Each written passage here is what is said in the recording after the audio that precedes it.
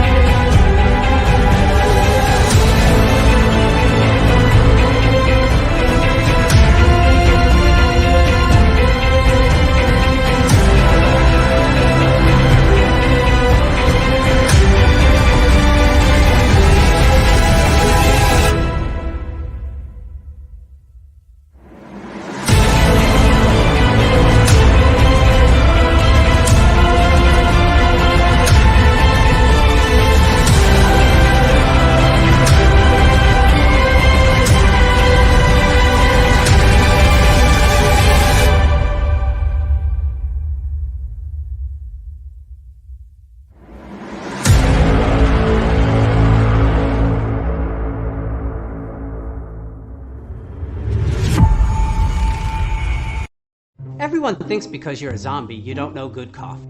Well, they're wrong. There's only one brew that gets my seal of approval. Deadly Grounds coffee is my guilty pleasure. The aroma is so intoxicating.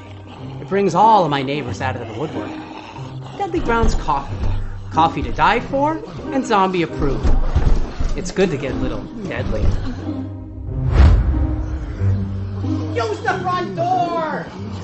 Oh, they're so disgusting. Hey, happy Tuesday, everybody. You're watching Splash Pages. My name is Leo. I'm the monkey behind the keyboard here. We have a fabulous, fantastical Leo, happy holidays. Happy holidays. Merry Christmas. We don't know what Christmas time is, all but of Christmas you. time is here. Every last one of you. Oh, me. Hi. How's it going? I'm pretty. Oh, so pretty. And witty and giddy and very high.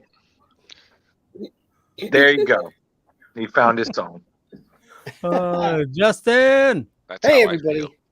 Glad to be back on Splash Pages. Usually you can hear me talking about Splash Pages on our show, Comics Paradox and The Dork Knight.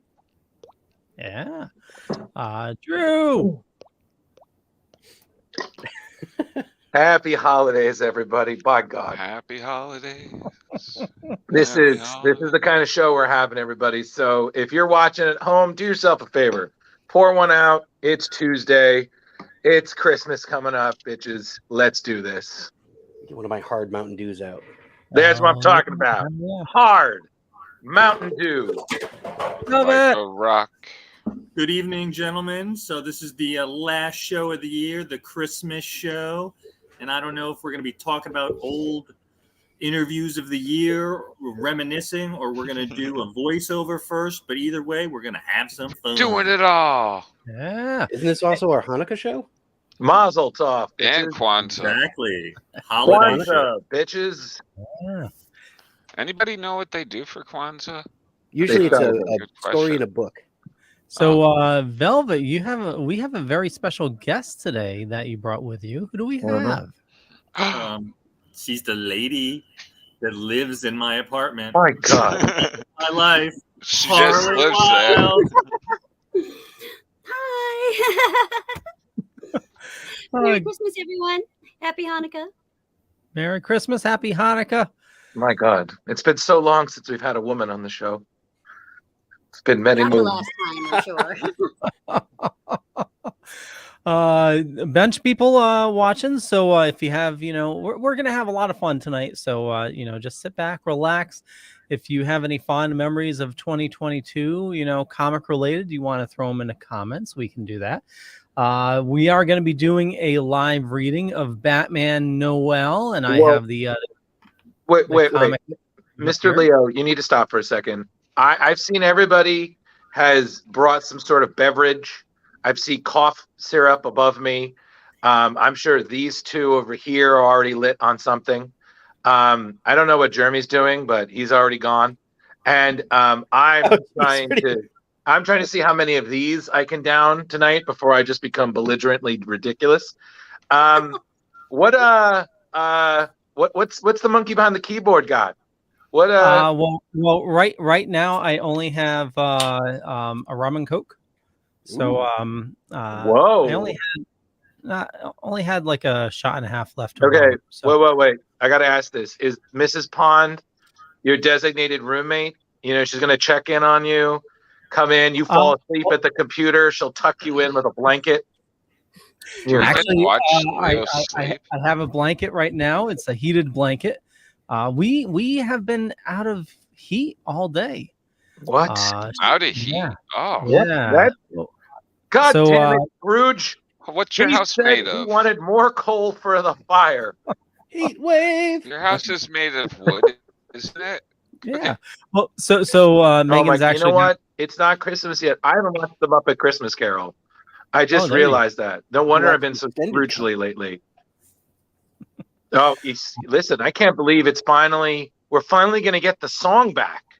Yep. That is like the saddest moment in the Muppets, and they're like, "Oh, we can't cut. We're going to cut that out because kids are bored during it." It's not for children. The adults get it. Like, I have no idea what you're talking about. All right, he's talking about the song "The Love Is Gone." Thank you. I'm sorry. I got caught up on passion. Leo, they're releasing, because it's the 30th anniversary of the Muppet Christmas Carol, they're releasing a new version that restores the movie as it was meant to be, with The Love Is Gone, which was cut out of the theatrical release, which is one of the saddest fucking moments in that movie. But it's so beautiful. So don't worry. For the 40th, I think they're going to do like a Snyder cut of Muppets. So that's just 5 hours of just Muppety madness. Slow motion. It's going to be great. All the deleted scenes. There's romance for the hecklers. One woman came between both of them. There's a lot of laughs. Take your word for it. Yeah. So like we mentioned, we're all partaking of some sort of either beverage or other item tonight. So I'm double fisting. I'm gonna take these and I'm gonna drink, because by God, I've had a horrible day and I need a detox. So gummies and sangria. So Leo, what we're saying is we're renaming the episode to Smashed Pages. Smashed Pages. I do have that in the show notes. Hey, Steven. So just Steven right there. Oh, Jar Jar's back. Hey, Jar Jar. It started off with some He comes and goes like Gandalf, I swear. He does. So Leo, our captain, my captain. So are we reminiscing about the year, or are we voiceovering first? Well, so I figure we tune in the Ghost of Christmas Past and talk about, some of the highlights of this year. I got a list of most of the awesome guests we've had this year. So going down the list, these are in no particular order. Wait, Leo, I'm sorry. Before you do that, I need to ask Velvet, do you realize that when you had that reading of all the guests, that the thing stopped on Joe Street? Yeah, Just Joe Street Pierre. Yeah. Joe Street Pierre. And I was like, Oh, I didn't even see Joker made a list. So I have my own list, and Velvet, definitely, chime in, if I missed anything or if you want to expand on anything. Sure. But so what I have, we had the most awesome. Well, all these guests were awesome. Steve Levine, Bob Dukasik, Frankie B. Washington, Charlie Schlatter, Falk Henschel, Joe St. Pierre, Tim Jones, Athena Finger, Ben Goldsmith, Mitch Halleck, Doug Rice, Lenny Schwartz, and Mitchell Whitfield. Who did I miss, Velvet?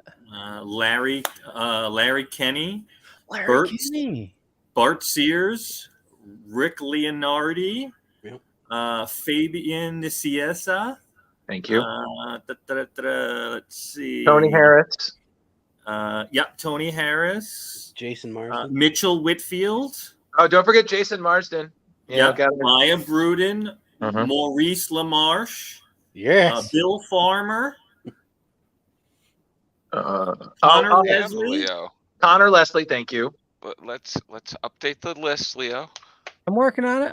Marilyn Gugliotti. Yeah, that's right. Marilyn Gigliotti. Did we say Maya Bruden? Yes, we did. Betty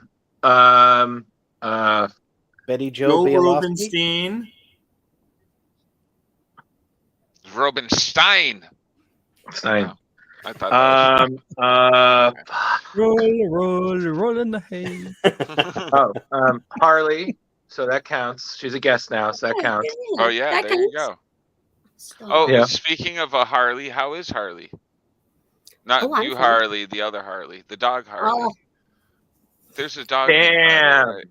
That's right. Harley. What are you talking about? I'm sorry, Leo. What's your dog's name? Riley. Riley. I'm sorry. My head was in another spot. I'm sorry. That's okay. So we had a little health scare, and we so Riley, update if you haven't heard. Well, actually, I haven't posted it. She is officially blind in her left eye, and we have to. She has 3 new medications to help preserve the right eye. So there's a 50-50 chance that she may lose sight in her right eye within the year. Call on Drew. Sure. I have something. Okay, so I was thinking about this. Okay. Yes. First thing is, we get your dog an eye patch, and I already told my wife that Riley's going to be a pirate for Christmas, and we're going to get her eye patch and a little parrot. No. I've got better idea. That's a great idea, but I've got something better. We get him an eye patch, a little jacket, okay, and we make a fake goatee, and it's fuzzy Nick Fury. I like it. Boom. Thank you. So the other one is, if the dog goes blind, we get an all black bandana, black shirt. It's Dog Devil. Yep, I like it. Bam. Okay, I'm done. Or patch. We could give him little claws on top of his thing, and with the eye thing, absolutely could be patch. Boom. Dog tuxedo. Nice. See? Or Deadpool outfit, dog pool. Boom. Fantastic. I mean that's the most low-hanging of fruit, but you're not wrong. You know what? First thing first. Okay, listen, Secrets of the Ooze. Not everybody's a winner, okay? You got to make one Turtle movie, and then you got to make Turtle 3 or whatever is the low-hanging fruit of your franchise. You're right. but okay. even as we joke, Leo, we only wish you and Riley and Megan the best, and we hope that we know it's in a house. She's in a house of love, so it can only be as best it can be. Yeah, totally. And it's a friend of Megan's was just telling her that apparently dogs are very adaptable to sight loss. she has a friend that the dog lost his sight, and it gets around the house just fine. They said just don't move the furniture. So Right. Yeah, I hear that. That could be a fun game, though. Wait. It's not. Oh. It is not a fun game. Velvet, do you and Harley have any pets? You have a cat, right? We have 2 cats, but Dos gatos. my Harley has ocular issues, so she is well adapted to having vision issues. So That's more eyes enough to keep on you, buddy. That's 2 eyes. That's Yeah, 2 plus eyes. Dose. sometimes she sees me, or often she sees me in triplicate. So lucky her. And speaking of eyes on you, did anybody mention John Glover? Oh, yeah. yeah. Emmy award-winning John Glover. You mean Oh, the he was tickler so fun to himself? interview. I I did watch Scrooge again last night. So fuck, Rich. The Star Wars guy, the Max Rebo dude. I forgot. Dan Gottlieb or something. Yeah, I don't. wasn't he a Gamorrean guard? Fuck. Did I make that up? I don't know. No, you didn't, but close. See, I no, watched the show too. So Yeah. Fuck. I was really excited about that because I love Max Rebo. He's an unsung hero. The guy just was playing his band was just playing at the wrong venue. You know, he was like playing the that- Richie that Valens. blues music. He was banging on his keyboards all day. Simon Williamson. Boom. There you go. Yeah, him. That Fine, guy. good. Did we mention Frankie Washington? Yeah, we did. Frankie B. Yeah. Frankie B. Right. All right. Point being is, everybody, we've got a lot of people on the show. Rip Taylor. And we've got a lot of people. We got some great guests already lined up for next year. We're gonna make it. This is the bigger and better splash pages. And who knows if this goes Make a big well? splash. And who knows if this goes well? Maybe we'll have. Well, every 3 months we'll have a smashed pages thing, because I still want to do that where we all get together and we just drink and bash one more day. One more Are drink. we not doing that right now? Oh, no. This is different. This is Batman. This is drinking and Batman. So this is Bruce Wayne's Alcoholics Anonymous group. Dark Knight Returns. Got it. Or if I like to call it, this is the Nerdy Brady Bunch, because of all the squares. So this is Powerless 2.0. Pretty much. Oh, Speaking of Powerless, Justin, you said you've been watching Powerless. That was outstanding. I loved it. I watched all 10 episodes. 10. I only have 9 on there. I may have watched there's some a twice. secret one. He watched one twice. That counts as For 10. for some reason, I can't get a hold of episode 9, and I also need to add there is an unaired pilot with Adam West in it. Well, he's in episode 10. So You know what? I still say that one day it would have been really funny. Like maybe if we have one like an April Fool's where we have an intro where it's Harley, Angie, and I know Megan will never do this, but maybe Jeremy's lady are on the show. Be like, all right, these guys can do it. We're here. Welcome to Smash Pages, the female comic book group. We're going to talk about something important, not just, who shot first, Han and Greedo. Welcome to the show. But hey, go. This is our time. Go away. If you want to talk about nurse stuff or something like that, my fiance would love to be on. But comic book stuff, no, thank you. Sarah would just talk about Loki nonstop. Loki. Love She that could Loki. maybe talk about the Mandalorian a little bit.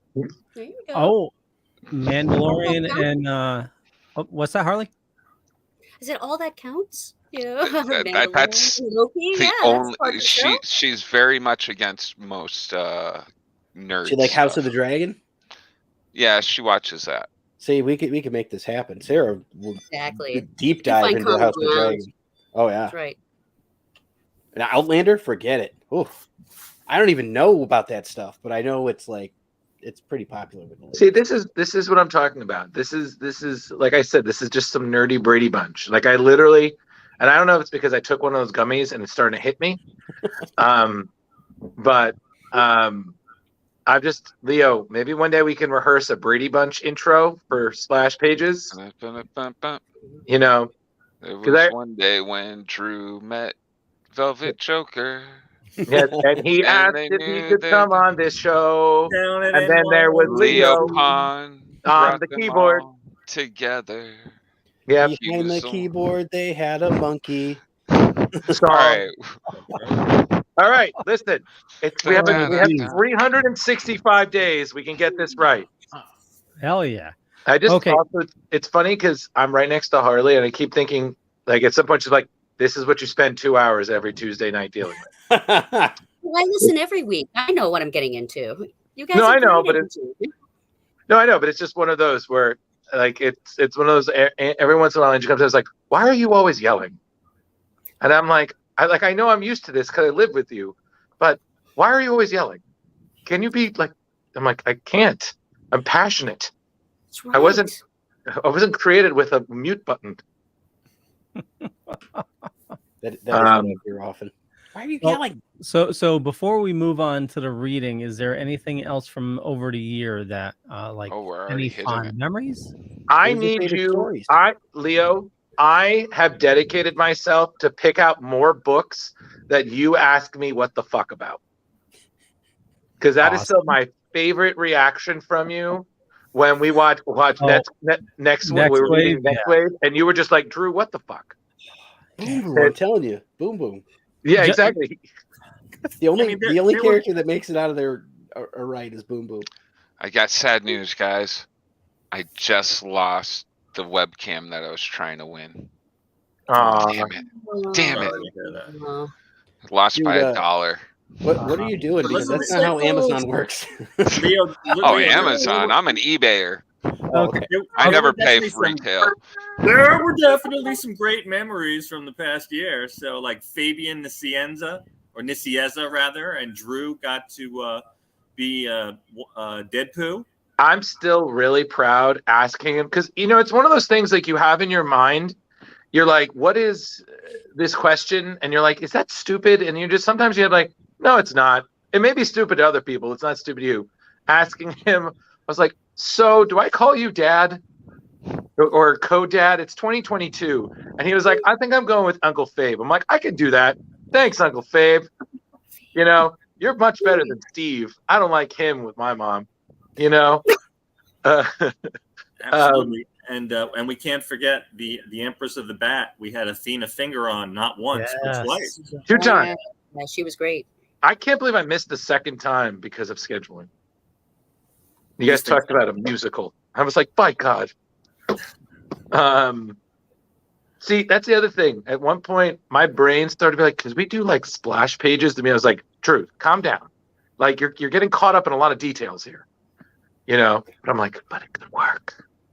But then I was like, these nerds can't sing. They can talk about things. But I was like, maybe Leo could, not Justin.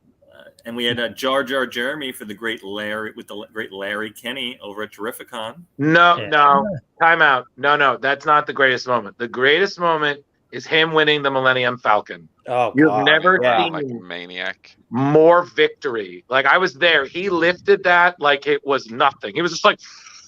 I heard he yelled in a little kid's face and said, "In your face!" No, some poor girl that I was going against. She.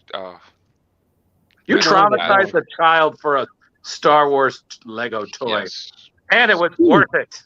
Proudly. A friggin' $900 Lego set. That's amazing. And I built it. It was fun watching you build it too. I just enjoyed catching some of that. He was like, "Hey, so it's like doing a Jeremy voice is really hard because I feel like it's just me in slow motion. Like, hey, so it's hour 14, and I got this. I got halfway, and what is a Star Wars, man? Like, why do wars happen to happen in the stars? Another great memory was the eating of the cup with Bob Takak. Oh yeah, he freaked out. Oh my God, yeah. Great guy. And then he just got his cover that he was talking about. I'll show you guys. He's doing another one now for the next run, right? Oh, sorry. So he actually did a little remark on that of Leonardo for me. So this is his cover for Armageddon game. Oh, cool. Nice. But great guy. But So you know what? Let me ask. I a plan to question. get a commission from him at some point. I'd like to get him doing Shredder, but Jar Jar Binks as Shredder. So That's a great Harley, call. can I ask, what is it like watching the show, but you're also with someone who's in the show? Is that a funny conversation? A funny conversation. Are you starstruck? I'm always in awe of my babe. Are you kidding? What's been great actually is watching and listening to you guys grow over the course of the year and listening to you guys gel and learn how to play off each other. That's been really, really fun. Being just, listening to all those magic moments as they happen and seeing you guys like discover your voice, and get your footing. It's a dynamite. It's great. Your interviews are getting better every time. It's more and more fun tuning in every week. Rich, marry her. That's all I'm going to say. This is like that supernatural scene. Marry her. I do have to say, Harley definitely. Yeah, thank you, Drew and Velvet and Jar Jar. Justin's an old pro. But Yep. that old bean. The coop. I mean, yeah, totally. Watching I remember the early shows. It was definitely. I know, Drew, you're always afraid of talking over people, and there was definitely a lot of Yeah, you're right. You guys gelled a lot more. And absolutely love it. Well, it's just so funny because again, just one day, Rich is just like, "Hey, I'm on a show. Would you like to come on?" And I'm like, "Yeah, I got nothing better to do with my life. Sure, I can lose my Tuesday nights forever." Brandon said he'll be on shortly, by the way. Yep. So yes, because I messaged him because I was like, "We can't do this. I can't be the only guy here with a hat on, I can't have Justin being left out, I mean, do I put a hat on? I'm like, I don't. Yeah, I can don a shirt. Yeah, I was like, hold on. I'll go get a hat for you. We can hat it up tonight. Wait, hold on. Hold on. Let me just, if I'm going to do this right. Oh. God damn it. There you go. I'm going to do this, and then Brandon's going to show up with a better hat. Got the tag on. Yeah. Oh, look at. It's authentic. Are you a cowboy? Yeehaw. Sweet. I want to be, baby. Look at Steampunk Harley. Steampunk Harley, girl. There you go, girl. I've come to deliver your newspapers.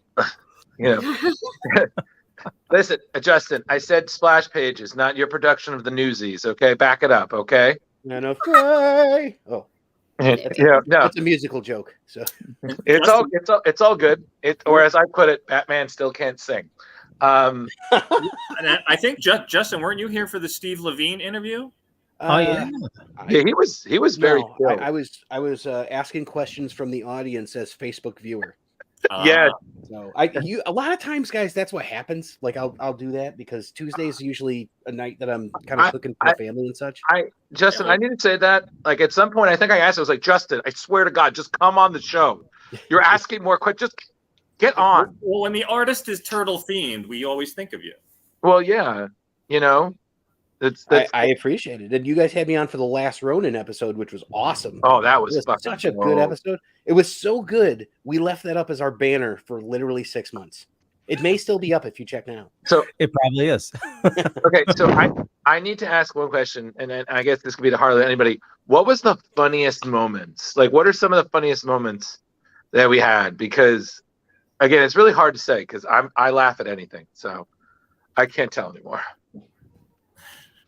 I think the most laugh out loud I've seen from a audience, or not an audience, a guest, was Bob and Rich when Rich bit into the teacup. That was a funny episode. Really good. Yeah, it was great. Yeah, actually, I think it took Bob way off guard. Yeah. Oh, it totally did. He was like. And he's well balanced because he's a skater. So yeah. And Drew, you were a little freaked out too. I remember watching it, and Drew's like, "Are you eating a cup right now? Is that what's going on?" No, again, someone who's trying to always be perceptive of things, and I was just like, "Are you what?" Yeah, it just worked out. We happened to have chocolate mousse the night before, and they came in chocolate cups, and I only ate the chocolate mousse out of one of them and had the cup. I was like, oh, this is like organic, and this should just be funny in the moment. So I think I popped my camera off, went over to the refrigerator and grabbed it, acted like I was drinking for the cup for a minute or two. I'm your prop crew. What are you talking about? Excuse me. I'm your tech support. Hello, I'm tech support. What was it? I think one of my favorites was what was it that Rich always used to ask me? He's like, "Hey Drew, what are we eating?" Because I used to always eat as we were starting. Like noodles. Like, what are you eating tonight? You got some chicken there? You got some potatoes? And I'm just like, what are you, my mother? Like, if I wanted this, I would, okay, bozo. If I wanted this, I'd go to the circus. Calm down. You know? No, I think my favorite was, because again, it was great. It was great seeing everybody. Like when we were at Terrific Con, and I was like, you're real. You know, it was just so strange because I'm so used to the box. Yeah. So then I saw the rest of Leo, and I'm like, oh, okay, cool. And then, like Rich, I've seen before, but then Jeremy, and I was like, "My God, you're tall!" Like wait! You cannot say that because holy shit, you're a friggin' Yeah, you're a bit tall. I always think of you as like a little like hobbit of sort, and then I met you. No, that's and Brandon. You're at least 6 foot. So thank you. Justin got that one. Thank you. Because I was like, no, that's Brandon. You know. Listen, I got to say, give credit to that man. For being someone who's a little shorter, he is big. Like I remember when I first did a show with him, I was like, my God. And I said this to Leo. I was like, this is like in Spider-Man when they meet different versions of themselves. Like, I was like, are you me on another show? And then when I put this hat on, I was like,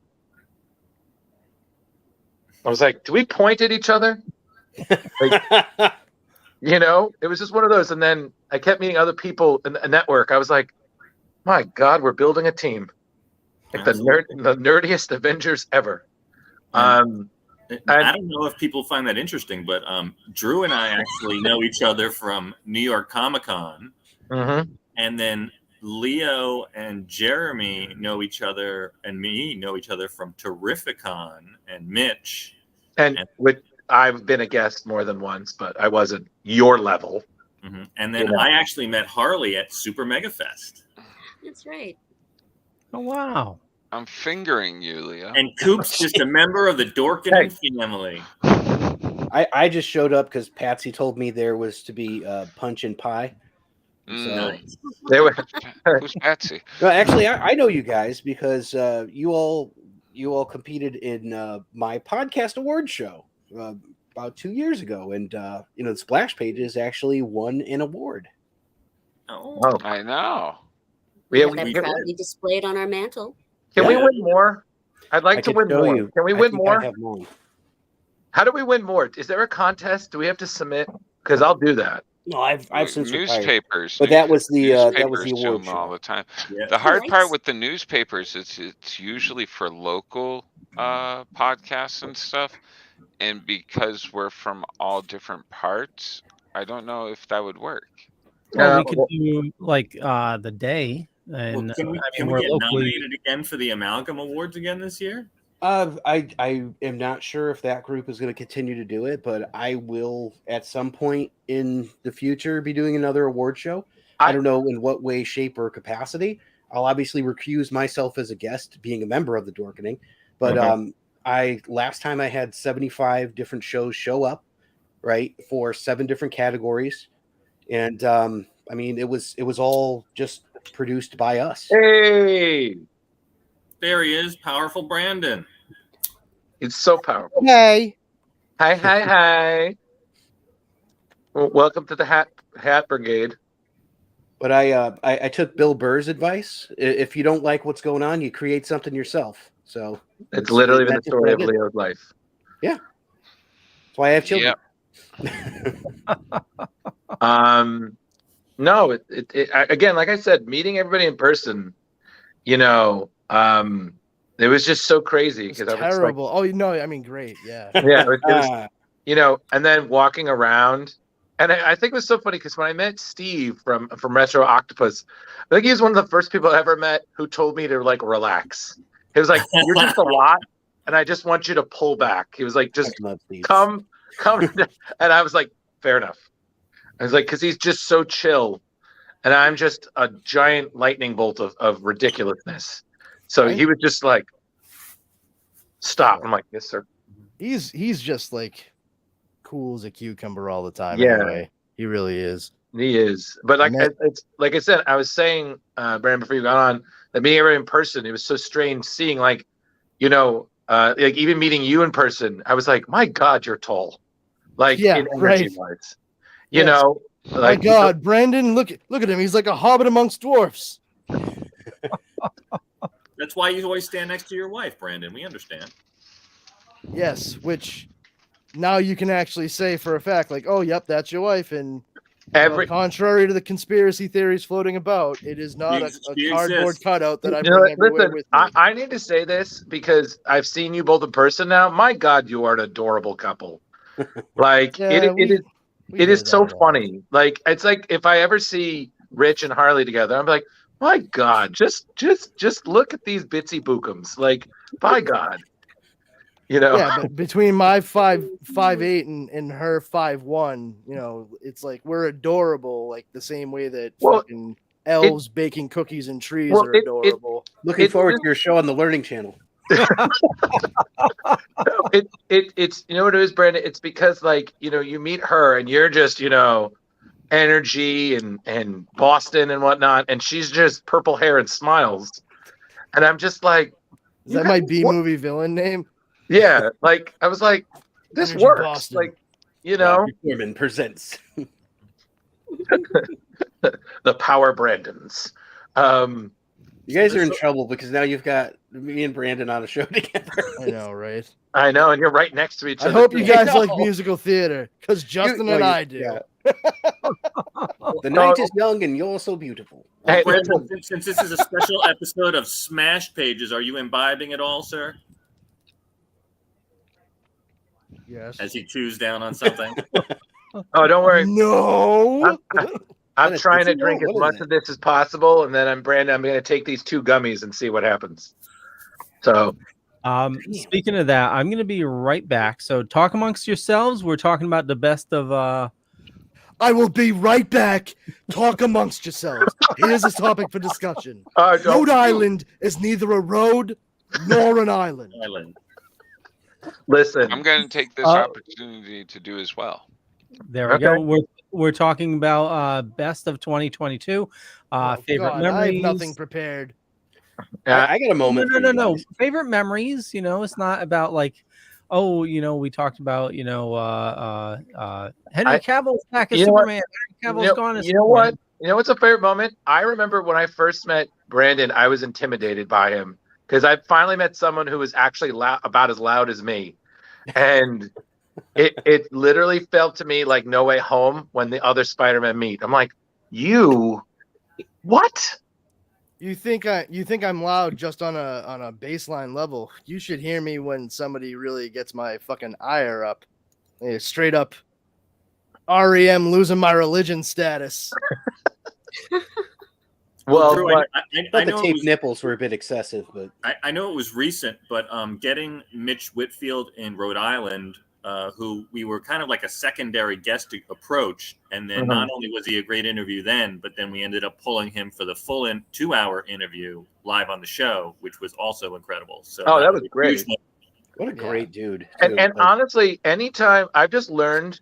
Because again, like Harley, I'm paying attention and learning and absorbing data for future use.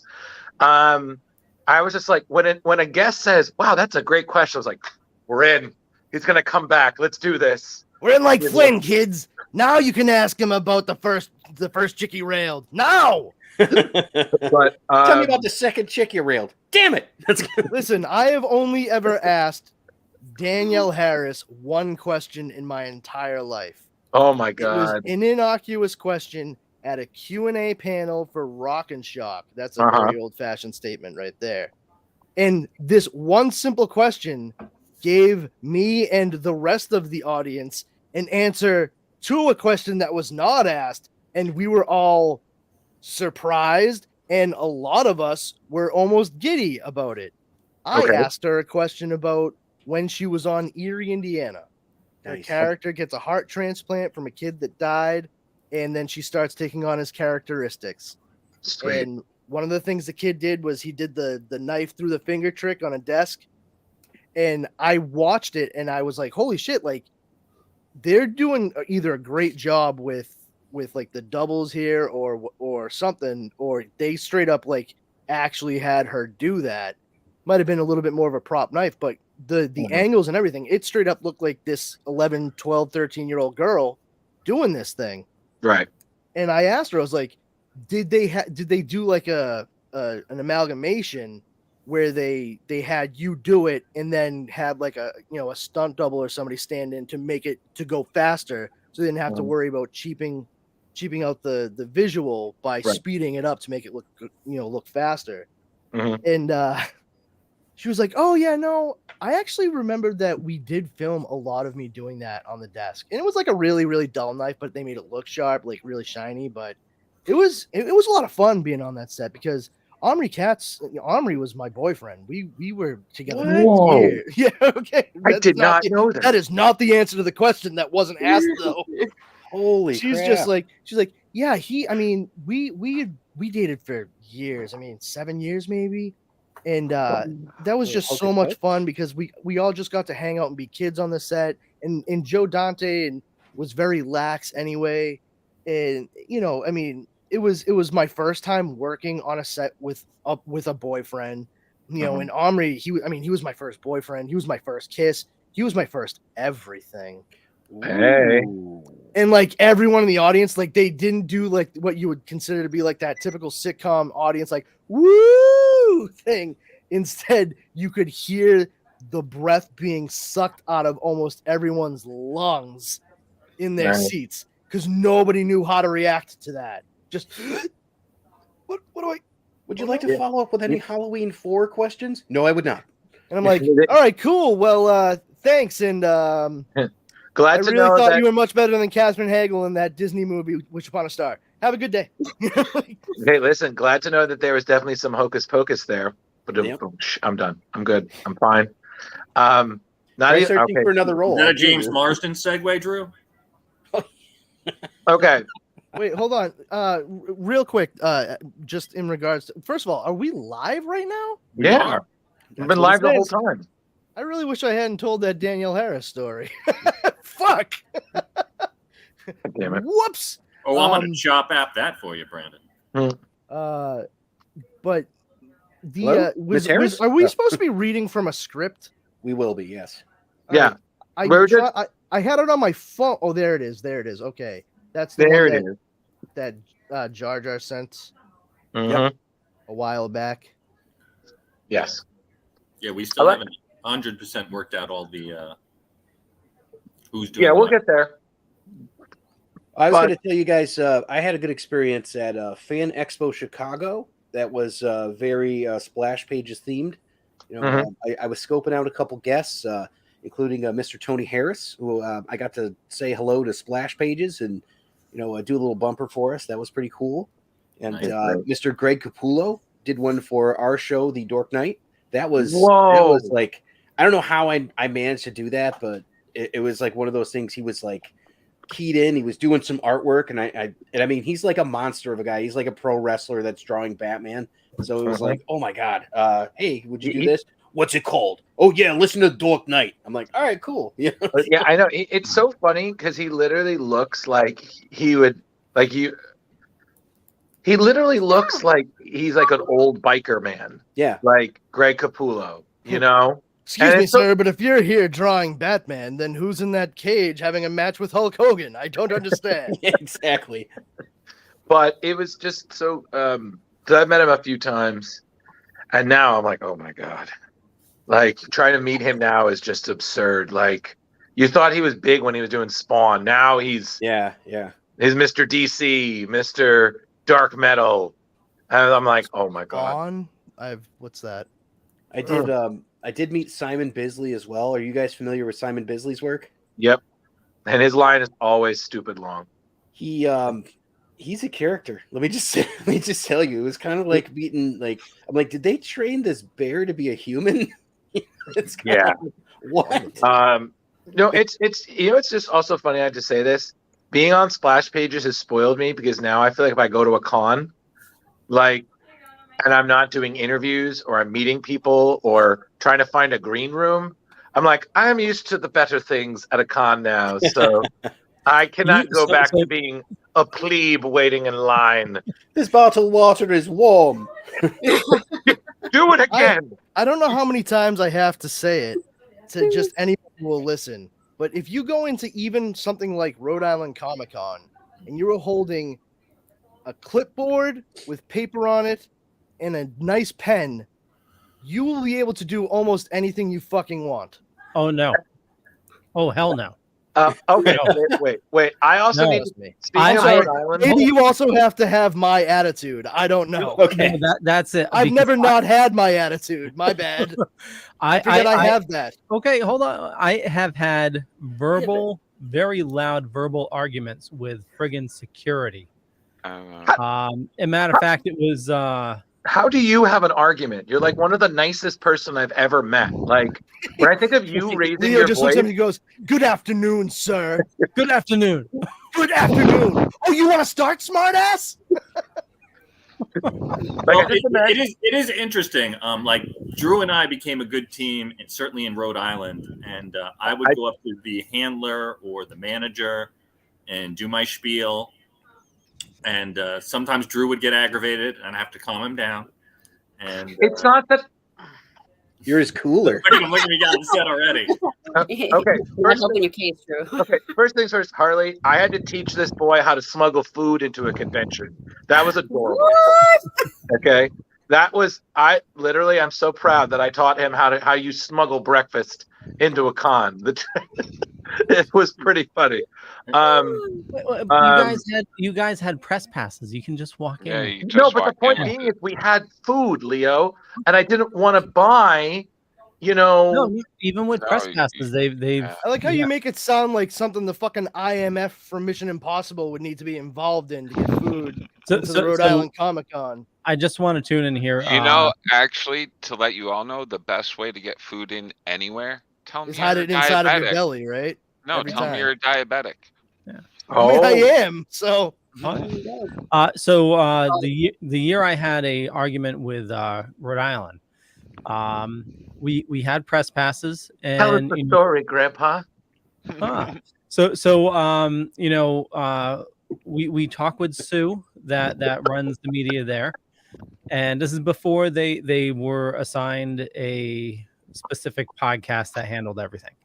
But talking with Sue, and she said, most important thing, get whatever you can from Stan Lee. He's having a panel. I want you to record the Stan Lee panel. So we're going to the Stan Lee panel. This friggin' security guard would not let us in to set up. And he was telling us no cameras allowed. And I'm trying to tell him, look, we were told specifically we have press passes. We were told that we need to record this for Rhode Island. And he was barring me from getting in there. And I was so fucking pissed. And we needed to get in there early for setup and everything. Finally, I was able to sneak around him. And we were also trying to find a audio engineer. And I found the audio engineer. We were able to get set up, had perfect setup. And it turned out we were the only media outlet, most likely because of this asshole, to get camera footage of Stan Lee's panel. They were giving him a special award, and it was, I believe that was his last appearance. Wow. Leo, I thought you were going to give him the chair. Everything you've learned about being at conventions in the 6.5 fucking years since this happened, Leo. Yeah. Would you say that your approach might be a little different and you'd be more assertive moving forward? Yeah, he has I can be totally assertive when I have to be. Well, then there you go. I still stand by my previous fucking statement then. Get that man a clipboard. Thank you. Fucking get this guy a clipboard and a really nice gel pen. But Drew, I didn't want to just put you down. I wasn't trying to. I mean, I made a mistake too. I was. He did. Very little effort. I called Jason Marsden James Mars or James Marsden. Yeah, Jason Marsden. It's okay. He took it in stride. He's the nicest person in the world. He had such a laugh about it. But Harley, you should have seen his face. He had that. I fucked up, and I was just like, "It's okay, not even a Rich. little bit. You're still the brightest character." Man. I said to him, "It's like, Rich, it's okay. You're still the brightest character in this room. You're the only man who can rock a purple jacket and green hair right now." And the cutest thing, though, Harley, was there was this girl who was dressed like a Joker, and she came right up to him, and asked to take a photo with him. I thought Rich was literally, his smile was going to Glasgow. He was just like, so good with kids. He's so wonderful with kids. We have those pictures of her. She was so cute. But I swear to God, Rich, when I talked to Rich after I did the Maurice Lamar, she was like, "Drew, I think that's the most emotional I think I've ever seen you." I was like, "My man," I was gonna cry. It's like that sometimes. Yeah, well, it's funny because I wouldn't I knew I was going to ask him about Harold Ramis, but the things he said, like, it gut punched me. I was just like, oh, should have brought tissues. My man, like, damn. But listen. I told Robert Patrick I really loved it when he was the front man for Filter. He was not amused. He has that kind of face. He does have that kind of face because his brother is the front man for Filter. Oh, I didn't realize that. Oh, yeah. His brother. Hey man, his brother you took a nice is the lead singer of Filter, who used to be in 9 Inch Nails. Nice shot, man. Oh, you should have appreciated that. That's pretty funny. I think it was at Rhode Island. But then I turned to Peter Weller and I was like, "You were great in Terminator 2." What were you saying there, Judger? I was just saying I accidentally told the bassist that I loved them when they Megadeth, that I loved them when I was younger, and he was like, "Oh, what about now?" And I was like, "Oh, fuck." You should have you should have leaned into it and be like, "I'm more indifferent now." Yeah, now I'm kind of more into more easy listening. Yeah. I'm older and I kind of live my life in this ambivalent zone.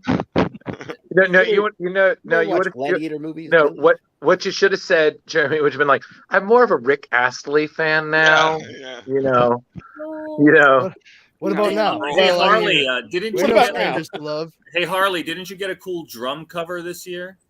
Oh, I did. Yes, from Danny Carey of Tool. Nice. Yes, my brother met him at a small bar. Apparently, they live in the same town. So Danny Carey plays in his friend's jazz band on the weekends and stuff, just for the heck.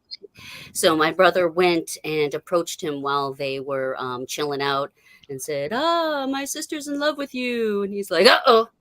Hey, let's change love. That's right. Where is the exit? But he was sweet enough to sign a drum head and give it to my brother. And sit with him. It was it's incredible. Yeah, that's treasure. Framed. No, I had my first real unplanned celebrity-ish encounter this year, and it was actually just a couple weeks ago.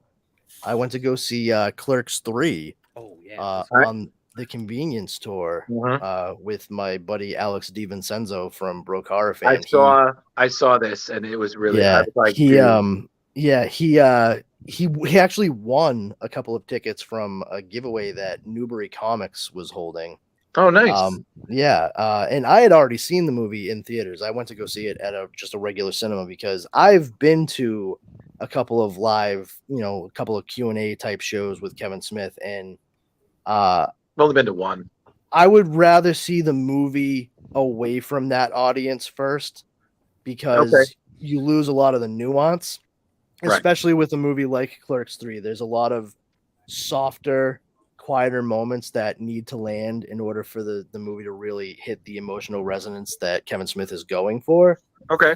But Alex had not seen it, and he reached out to me. He's like, "Hey, you want to go?" And I was like, "You're fucking A right, I want to go." So I was like, "Yeah, I'll pay for parking, and we'll shoot straight there." And we got there because he had the tickets at will call because of the contest or whatever he won.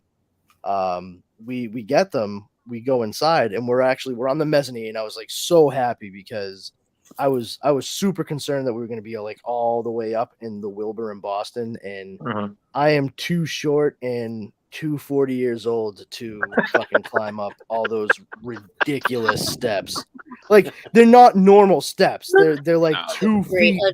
Yeah, it's like the Mayan steps. Yeah, exactly. Like if you guys wanted to build a hill inside, just build a fucking hill. Like this is ridiculous.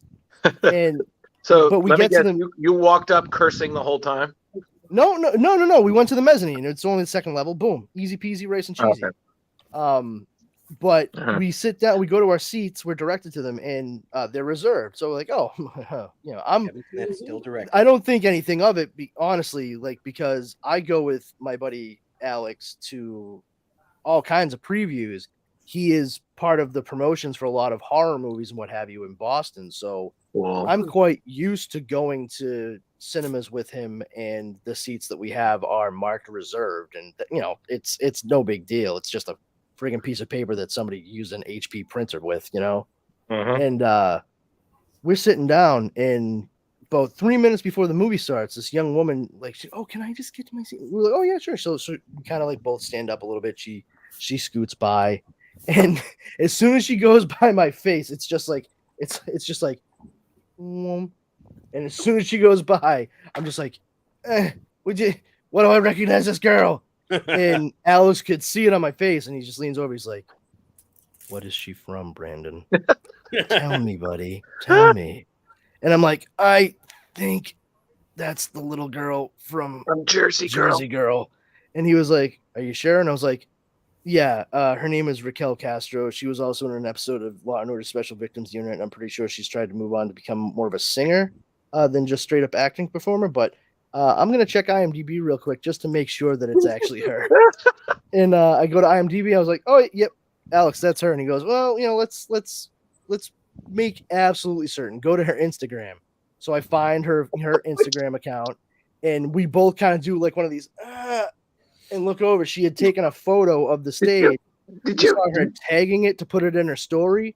And I saw in her story that same exact photo with the tag I saw her about to label it with. And I was like, oh yeah, it's her. So we just turned to her simultaneously. Alex was like, "Excuse me, are you the actress who was in Jersey Girl?" And right over him, I'm like, "Are you Raquel Castro?"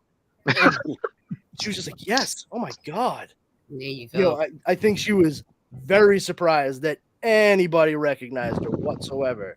And for me, it's like, Brandon Powers, nice to meet you. That's how I live my life.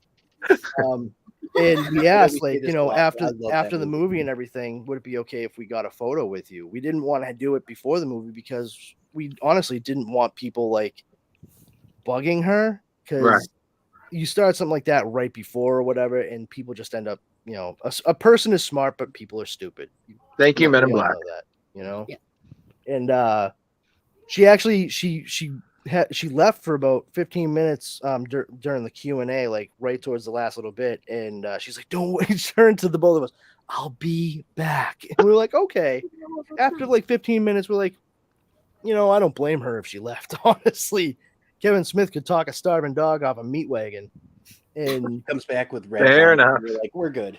She comes back. She sits down a seat away from me, and the Q&A finishes up and everything, and we each take a photo with her, and we just shoot the shit with her walking downstairs out of the theater. And turns out she was downstairs getting a note to Kevin Smith to let him know that she was there, because she wanted to come and say hello to him. She hadn't seen him in like 10 years. And that's kind of like where we left her, like, well, good luck, And she's like, oh yeah, I'm pretty sure I'll be okay. But we don't know what the end result of that was or anything. Just absolutely lovely person. And fantastic. Had no idea that was going down. I mean, least of all did Raquel Castro have any idea that was going to happen. I have a feeling she thought it was going to be a little bit more of an incognito night for her. Right. So I'm glad we could buck her expectations in that regard. There you go. Yeah, it was pretty cool. That doesn't happen to me terribly often. So before we start casting, I just want to say that I'm very grateful to be part of this, because honestly, to me, this doesn't just feel like a show where I'm like, it's a bunch of nerds get together, shoot the shit, go home.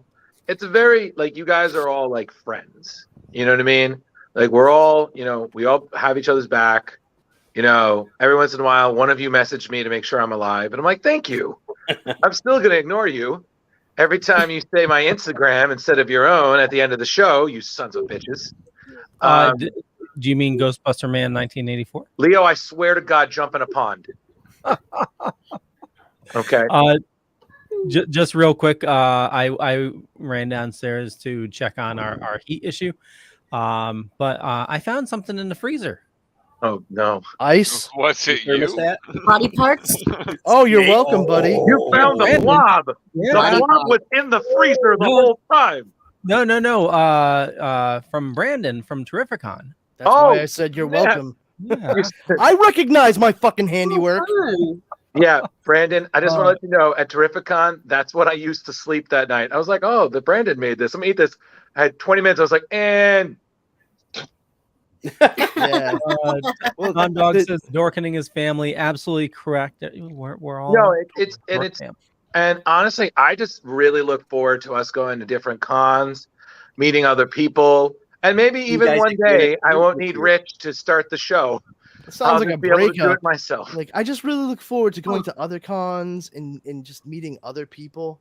It's not you, it's me. I just want to open our relationship up a little bit, babe. It's not that I don't want to be with you. I also don't know if I want to be with anyone else. Okay, so I'm gonna say this: you can go to hell, and the Ooze Man can go to hell, and the Purple Man can go to hell, and the High Weasley over there in his attic can go to hell. The blonde is fine, and I'm not going to insult Leo because this is still his bag. So, what? All no, fuck that, Leo.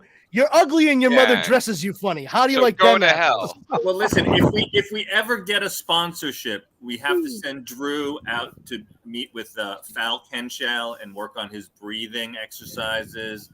We'll calm him No, that down. was Leo. That was not me. I was fine. Leo was the one who was like, "Oh, wow, breathing. Okay." Interesting. Like, well, I mean, more about this breathing thing. Yeah, he was talking about like helping panic attacks and stuff like that. And it's like, yes, Cuban B. Leo, listen, you just have to do what I do. Embrace that stress is somehow a part of you and become an X-Men. Just like, well, I'm stressed. I might as well just save the world. Dude, I singularize a plural. That's what I heard too. It fucked with my ears. Yeah, right. Like that's his power, guys. That's his power. Just a chunk just got taken out of my own fucking database. Like, oh, that's great. I made sense of that in my own head, but now I can't remember how to tie my fucking shoes. Great stuff. I'm sorry. Have any of you killed snakes with double axes in the room? No. As a matter of fact, I have. The farm that I grew up on was riddled with snakes.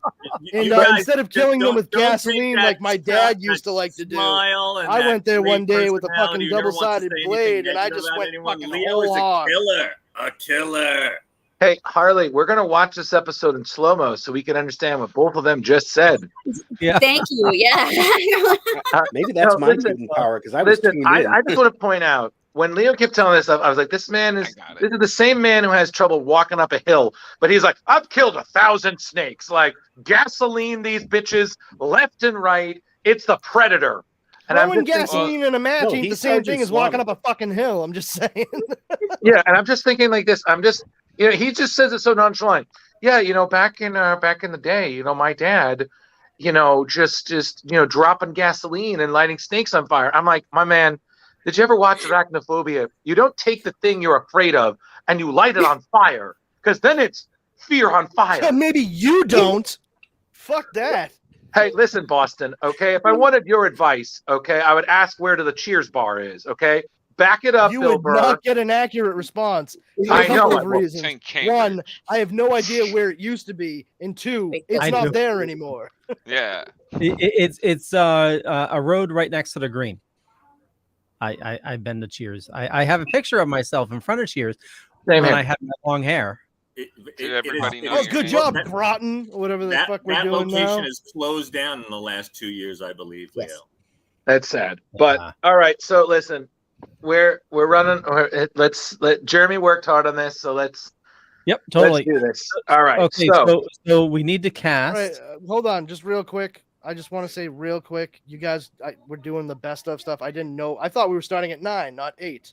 I don't know how that got past me, but Peacemaker, best of 22, like that. Every that day. show. That show absolutely like every day flabbergasted me and surprised me in the most pleasant way because I honestly thought it was going to be the television show equivalent to look, I made poopy in the potty. Yeah, that was gonna be a dumpster fire. No, Awesome. and it surprised all of us.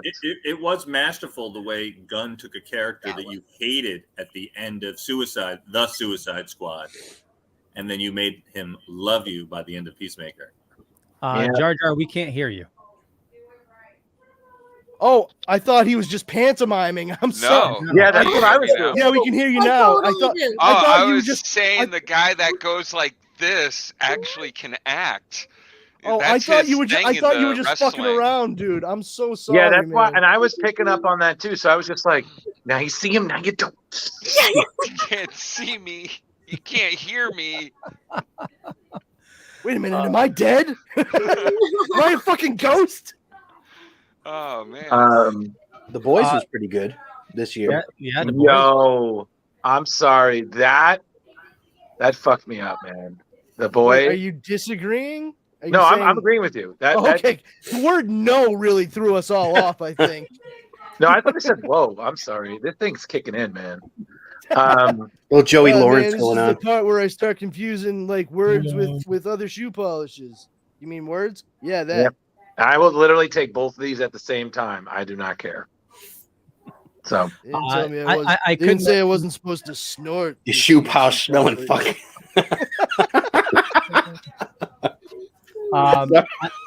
I could mention Andor, but I think Brandon, your head was Andor what? Yeah, I am ambivalent and or disinterested. Oh my god, that is so boring. I'm happy you like it, Leo. Wow. I mean, Wow. I'm with you, Leo. I enjoyed it. Well, so like I told Brandon, Really slowly, man. like I was like hate watching it for a while, and then it just grew There's on. no such fucking thing. There's hope watching it, Leo, which is what you do with everything. oh my Star god. Wars is all about hope. I hope it's gonna get better soon. I feel like you fucking trying to pull a fast one over on me. I kind of feel like I've I hate known you watched long enough, Injustice, buddy. though. Like I kind What? of hate watched ELO Injustice. right here, Mr. Blue Sky. What's that, Justin? I feel like I hate watched Injustice, the animated. Really? Yeah, I was yeah. I watched haven't it again, and seen I'm like, that I yet. can't He get sucks past out loud. The blind, the Sharpie knuckle marks. Sharpie Like, knuckles. what is this about? I know we'll talk about this tomorrow on the Dorkening, but Harrison Ford's new show, 1923, How is that? really good. Yeah. Yeah. I don't know. I feel like sometimes you'll watch anything, Leo. Well, if you like hold Yellowstone, on. it's another prequel to Yellowstone. Have any of you watched Skinwalker Did you just say Ranch? at another Leo's? prequel? Well, Leo, that's why I was bringing it up. Holy crap! I got 20 minutes into the first episode. I was dying from just like, what is wrong with all of these people? They have all That's this stupid. money and they're just like, let's go to this ranch out in the middle of nowhere and pretend that we're scientists. But Leo, no, come the- on. It's like Oak Island. Travis is a scientist. But I know they are scientists, but they were playing like this. None of them could be really serious. You guys are not So- selling so- that shit at all. You guys No, are- that show was Yeah, horrible. Yeah, I'm like, I- all right, I- let's start skip the TV. casting. Yes, it was. So they've explained this. So I'm like a Skinwalker insider. So I get to watch like they have like You're an 5 inside shots. walker. Yeah. Ooh. So instead of a day walker, an indoor walker, or a Texas Ranger. So rescue so ranger. when it sounds like they rehearsed what they said.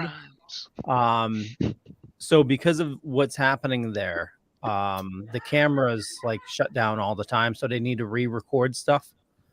So a lot of times they'll record their like reactions to stuff. So if it's like, kind of cringeworthy or something like that, they're just re-recording or re-recorded what happened. That's fascinating, Leo. Yeah. All right. Wow. Riveted. Wow. Did that brownie kick in already? It might. Maybe. I tried it though, Leo. I really did. I put in a good 20 minutes. Okay, Guys, well, All give right, like I the think we first can move season a on try. from that show. Guys, this is like watching paint thin. Yeah. I know. I mean, Paint paint us in thinning thin. is really quick. It doesn't take You just long, add a at little bit of all. You just thinner add and it. it's Yeah, done. exactly. I think you mean dry. It's like watching Whatever. paint dry. All right, grass let's do grow. You it. can get It's like that watching quick the dry shadows grow stuff now. longer. I can keep going if you want. Please don't. Okay. So Brandon, are you Superman? That's what they tell me.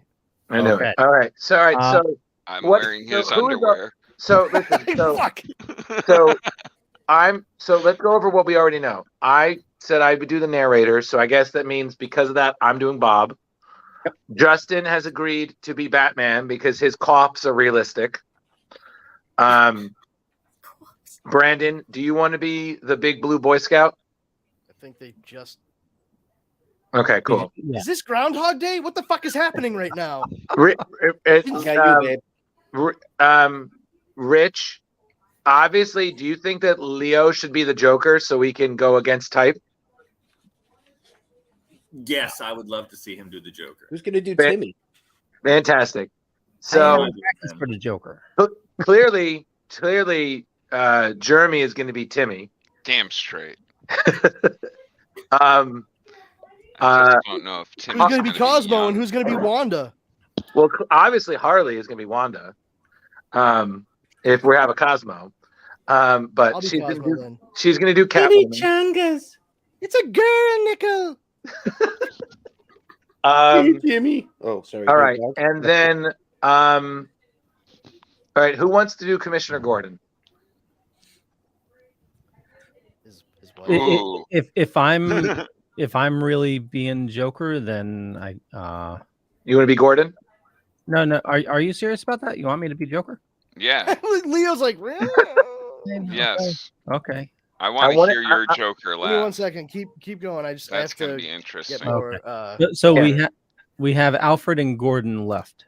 All All right. right, so Well, I I, would I take don't have an any Alfred. guys roles, in so the- I in the guess those private Oh, are you ten. don't have any role? yeah. Oh. So Rich, I want to see you. I want you be Alfred and Gordon. Okay.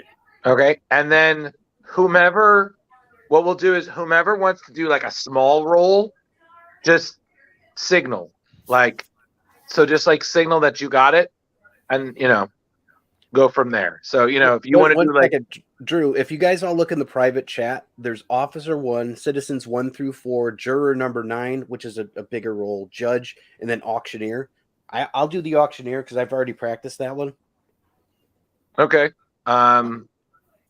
But the rest of them are listed in the private chat there.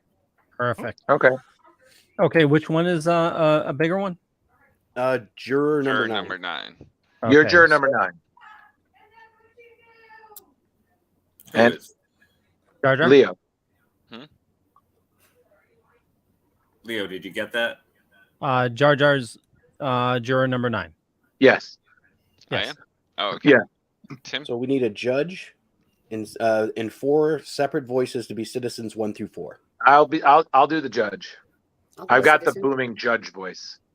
I'm juror number 9. Actually, wait a second. Let Harley be the judge. No. Someone nuts. It's okay. I'll be the judge of this. Sorry, I was. Oh, yeah, actually. I'm not throwing my hand. My hat in the ring. If you want me to be the judge, I'll do it. But I don't really care. Yeah, you're the judge. Fantastic. Who's the judge? And then what else is there, Leo? Officer 1 and 2 and Citizens 1 through 4. Okay, so There Harley. is technically no Officer 2. I all right, so that. Harley, you're Officer 1. Rich, you're Officer 2. There is no Officer 2. There is no Officer 2. Isn't it? Cool. Fantastic. You already know your part. Well, so let's see. Oh, babe, we get to go on beat together. Woo! Well, I think that's just you, babe. That's fine. That's fine. Well, will you still meet me in the alley later, babe? Hey. Absolutely. And then I don't know. Whoever wants to do the citizens as they come up, just raise your hand. Well, I don't. So I have Gordon and who else? Alfred. You're Alfred. Gordon, Alfred, and I'll do all the citizens, I guess. Boom. There you go. You got a glass of water with you, Drew? Oh yeah, I got you sangria. got a lot of reading. My man, I got sangria and water, and I've had two gummies. I'm ready to rock. All right, somebody get that man a vocal cord moistener. All right, hold on a second. All right, bitches, let's do this. Moist wipe. So right. before we pop into it, so Batman Noel was released in 2011. Batman Noel is based off of the original Charles Dickens classic, A Christmas Carol. Gothamites reprise multiple characters, including Robin is Jacob Marley, Catwoman is Ghost of Christmas Past, Superman is the Ghost of Christmas Present, and Joker is the Ghost of Christmas Future. Finally, Batman as old bah humbug himself, Scrooge. Did we see? Does Robin have any lines? We didn't. No, I don't think so. No, it's a silent role. Okay. I think you should do Batman's voice like Albert Finney from Scrooge. That's not how I'll go. Tell me, what day is it? Today's Christmas Day. It's true. The spirits, they've done it all in one night. No, you can only do that if you can do your Superman like the Ghost of Christmas Present from the Muppets. Come in and know me better, man. That's literally how I did my entire production last year. That's pretty much like across the board for how Ghost of Christmas Present is represented. So, all right, problem. All right, let's start this. So, okay, you want me to tell you a story? I got to be honest, I'm not good at it. My dad, boy, he could spin a yarn. He could suck you in from the beginning like any good storyteller and keep you stuck to your seat, hook, line, and sinker. Yep, Dad was probably better at telling stories than anything else. Just ask Mom. Me, I'm better with my hands. This story, it's a doozy. I remember Dad told it to me one Christmas. He was pretty sauced, and I thought he was making it up as he went along, but in the end, it all made sense. Let me tell you, some weird stuff happens in this story. You might find some of it hard to swallow. First things first, though, you got to tell me something, because this story, to make sense, for it to mean anything, you got to believe in something. You have to believe people can change. And I'm talking change in a positive way, change for the better. I'm talking about the idea that someone can go through years of programming and habit and turn them on their ass. That when the deck is stacked against him, he can get the stones to overcome. It might be difficult for you to understand. You're just a kid. In life, as people get older, they get set in their ways. Most people can never change. It's too scary, like staring off the edge of a cliff. Most people can't take the leap. Some people want to change desperately, but the deck is stacked too high against them. Take Bob, for instance. If he could, old Bob would change almost everything about his life. This Bob, he's a stand-up kind of fella. Trouble is, he's down on his luck since like forever and has a family to take care of. A sick little boy. His job, well, let's just say it ain't exactly the stuff of dreams. A dead-end job in a dead-end town, and his boss? Ugh, don't get me started on that guy. The definition of cutthroat. A cruel abomination of a man who only cared about money and nothing else. People will whisper his name, almost afraid to say it out loud. What the hell did he call himself? It's on the tip of my tongue. Anyway, Bob was desperate. The medical bills were stacking up, and then the economy in the toilet, getting work someplace wasn't exactly an option. Even if it meant doing a job he didn't really like for a guy he liked even less. I mean, I can't believe I don't remember this guy's name. It was like a sound effect or something. When my dad first told me, I thought he was slurring. Oh, yeah. That's right. The guy's name was Scrooge. What a name, huh? Just like I said, this Scrooge guy didn't care about anyone. He didn't even want to give Bob Christmas off to spend with his kid. To Scrooge, giving him the day off was like letting him get away with a crime. All right. Let's talk a second about this Scrooge guy. We all know by now he's a mean old bastard. But what we don't know is how cunning he can be. You don't get in the position Scrooge was in by being a dummy. It wasn't just the people were scared of him, and believe me, they were. It wasn't that people trusted him, always being 5 steps ahead of the game. Once he saw what he wanted, there wasn't much that could stop him. Bob didn't want to argue with the guy, but he had made a promise to his son that they'd spend Christmas Day together. Scrooge, however, wouldn't budge about the time off. He had other plans. Christmas was just another day, another dollar. And sure, Bob needed the money, but it wasn't the most important thing in his life. He may have been down on his luck, but ultimately his son was the most important thing to him than anything else. Please, don't. I got a kid. Don't hurt me. You have one chance. You're going to tell me where he is, and you won't lie if you want to walk out of here. He never. Tell me. I just got to know. I never even met him. I swear, oh Christ, oh God, I was just supposed to drop off the bag and pick up the money. How is he going to contact you to pick up the money? He was going to send me another note. Look, please don't. You won't be getting another note. He'll find out you don't have his money and come to collect in spades. Jesus, please. Scum like you never cease to amaze me. Do you have any idea what it was in the bag that you delivered? You should be going to jail tonight. Consider yourself lucky that you make a better piece of live bait than jail bait. Now, Bob, being the good guy that he was, considered himself lucky for a guy down on his luck. Long story short, he managed to convince Scrooge to give him the day off. Insurance issues or something. I mean, there was one condition. He would have to come to work at the crack of dawn the day after Christmas and be ready to work his ass off. Now, Bob may have had a bit of dumb luck from time to time, but stupid he was not. He knew that the miserable old Scrooge would make him pay for taking a holiday. You see, old Scrooge was vindictive like that.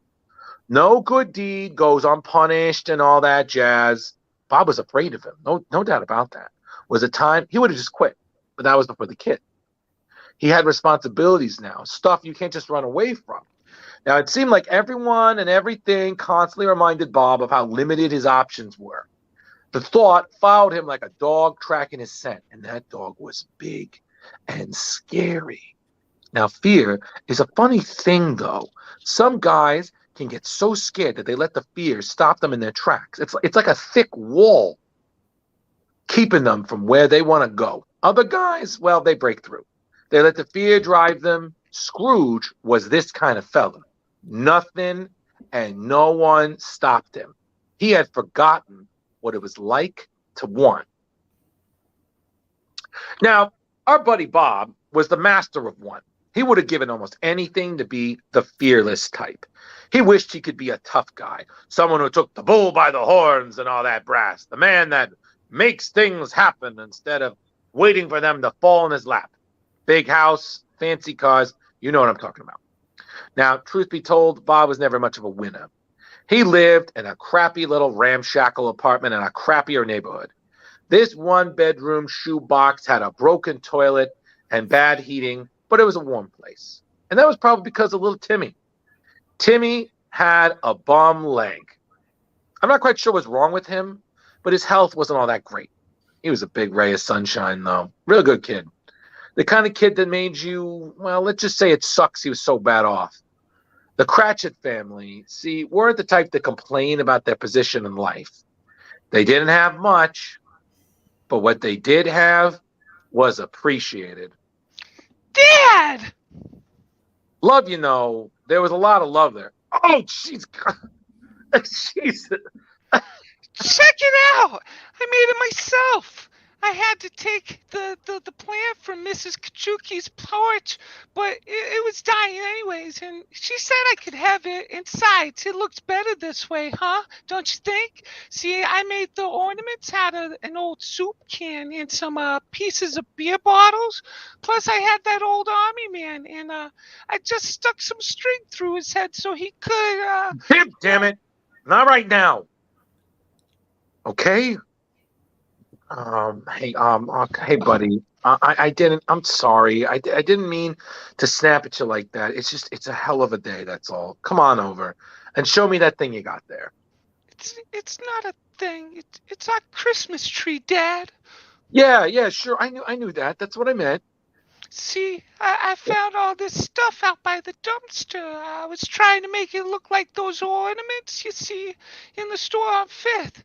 I thought it would be cool to draw the Superman emblem on the Army Man. See, because Superman, the Army Man wasn't very Christmassy, but Superman, he looks more like Santa, with the red, the colors and all.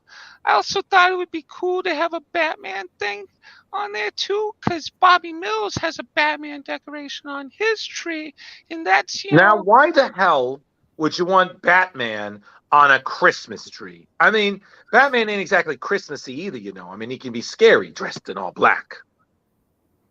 Well, but I thought Batman was one of the good guys. Bobby Mills says he only hurts people that's done something bad. I mean, I guess. Maybe things ain't always that black and white. Sometimes even good people do bad things. A lot of love in that Cratchit household, but not a lot of anything else. I mean, this Scrooge guy, on the other hand, he had everything. Big house, fancy cars, power. The guy had more money than he knew what to do with. His place was dark and damp. Dingy, dim, and empty as his heart. Some might say he liked it that way. See, old Scroogey wasn't very good with people. He preferred solitude. Eggnog, sir. He had spent most of his life completely obsessed with his work. There wasn't time for anyone else. Other people just seemed to be a nuisance. May I hazard a guess and say you've caught something of a cold running around outside in the freezing night? Or would this be too absurd an assumption? I'm not sick, Alfred. It's just a change in temperature and the humidity in the cave. Ah, yes, most certainly. It is, after all, impossible for the Dark Knight to get the sniffles. Mr. Wayne, your disregard for the privacy of others, may I ask what? This one is going to lead me to the Joker. Small fish, but sometimes it's all you need to catch a bigger one. Small fish indeed. This one has a child. Do you honestly intend to put at risk They all have children, Alfred. The father is just another criminal degenerate. Bagman for the Joker, and not a very good one at that. Just left the money behind and ran. Cowardly, the lot of them. The Cloud isn't the type to let the money go without coming back to settle his debts. And just what do you intend to do? Wait for the madman to make a house call? It's the most promising lead that I've got. In this war, Alfred, there are risks that you must be willing to take. I take the same risk every time I let someone go like this. I take the risk that he will raise his child to be exactly like him. I take the risk that in 10 years his boy will be walking the streets with colors and a gun in his belt. I risk the future, while they risk only the present. I know all too well, Master Bruce. Lest you forget, there was another boy whose future was risked on my watch. I'll take liberty of bringing down some cold medication with your dinner. Yep, work was all that mattered to Scrooge. His anger and his loss had consumed him to be the point where human contact was nearly impossible. I say loss because his life hadn't always been like this. He wasn't always been alone. Once he had been a different man. He had shared his passion for work with a partner. He and his partner, they made a good team. He was a younger man then. Life still seemed like things would appear ridiculous to old Scroogey now, with just roads yet to be taken, yet to be explored and conquered. But that was then, and this is now. Now his partner was long gone, dead and buried for years, just like Scrooge's youthful optimism. That younger man had been replaced by something harder and darker, something unforgiving and unmerciful. On this particular night, though, old Scroogey had a visitor. Now, some people say that this thing that he saw was a spirit of some sort. Others think it was just a figment of his imagination. Maybe even a little of his conscience playing tricks on his mind. Now, I ain't one to believe in all that supernatural mumbo-jumbo. I like to think that what he saw in the dark loneliness of the night was a vision. And his vision looked a hell of a lot like his dead partner, a ghost from the past with a message for the future. He had come to deliver a warning that if Scrooge continued to live his life as an angry, vengeful, and spiteful man, there would be a price. Every man's got to pay up one day. Stand up and be counted for what he's done in life. The bad things you do become heavy weights. Scrooge had to change before it was too late. Now, I know, hang in there. I told you there would be some stuff that would be hard to swallow. The point is, whatever Scrooge saw gave him one more warning before disappearing. That night, he would have 3 other visitors, ghosts, spirits, visions, whatever you want to call them. Point is, Scrooge didn't know who they were or what they would be, only that apparently they would show him things that would change his life forever. I was going to give you another 2 minutes before heading home. So cold, I can't even light this thing. Any new leads from the toxicology reports from the latest victims? None that we haven't already exploited in the past. See for yourself if you want. Got something else, though, that might interest you, though. Anonymous tip. A burglar is supposedly knocking off Sprang's auction house tonight.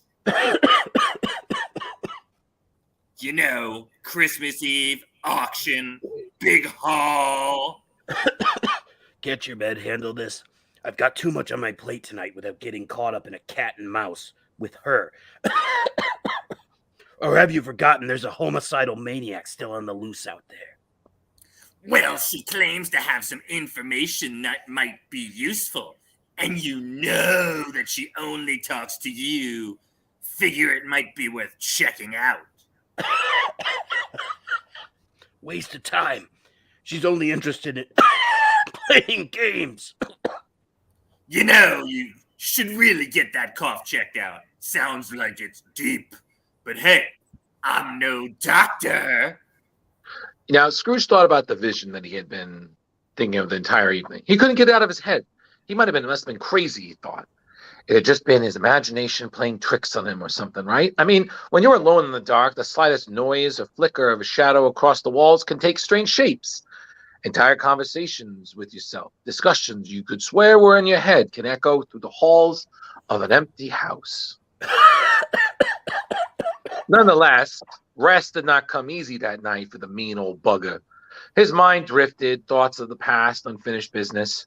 The clock strikes 1, and just like that, his first visitor at the night appeared at his bedside. It was a beautiful girl.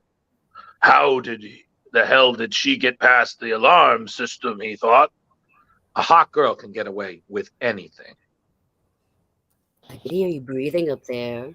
Getting cold, or is it just the frosty night air? Selena, I'm not in the mood. Baby, I'm on this earth to put you in the mood. Come on. The only reason I get out of bed every day is you. I went shopping. Don't you want to see what I got? I'll show you mine if you show me yours. I'll not play games with you tonight. You told Gordon you had information regarding the Joker. Where is he? Now that's more like it. Oh, honey, how else am I going to get you to come out and play? A girl these days has to bend the truth a bit to get what she wants, especially when her man spends all his time thinking about someone else. Waste of time.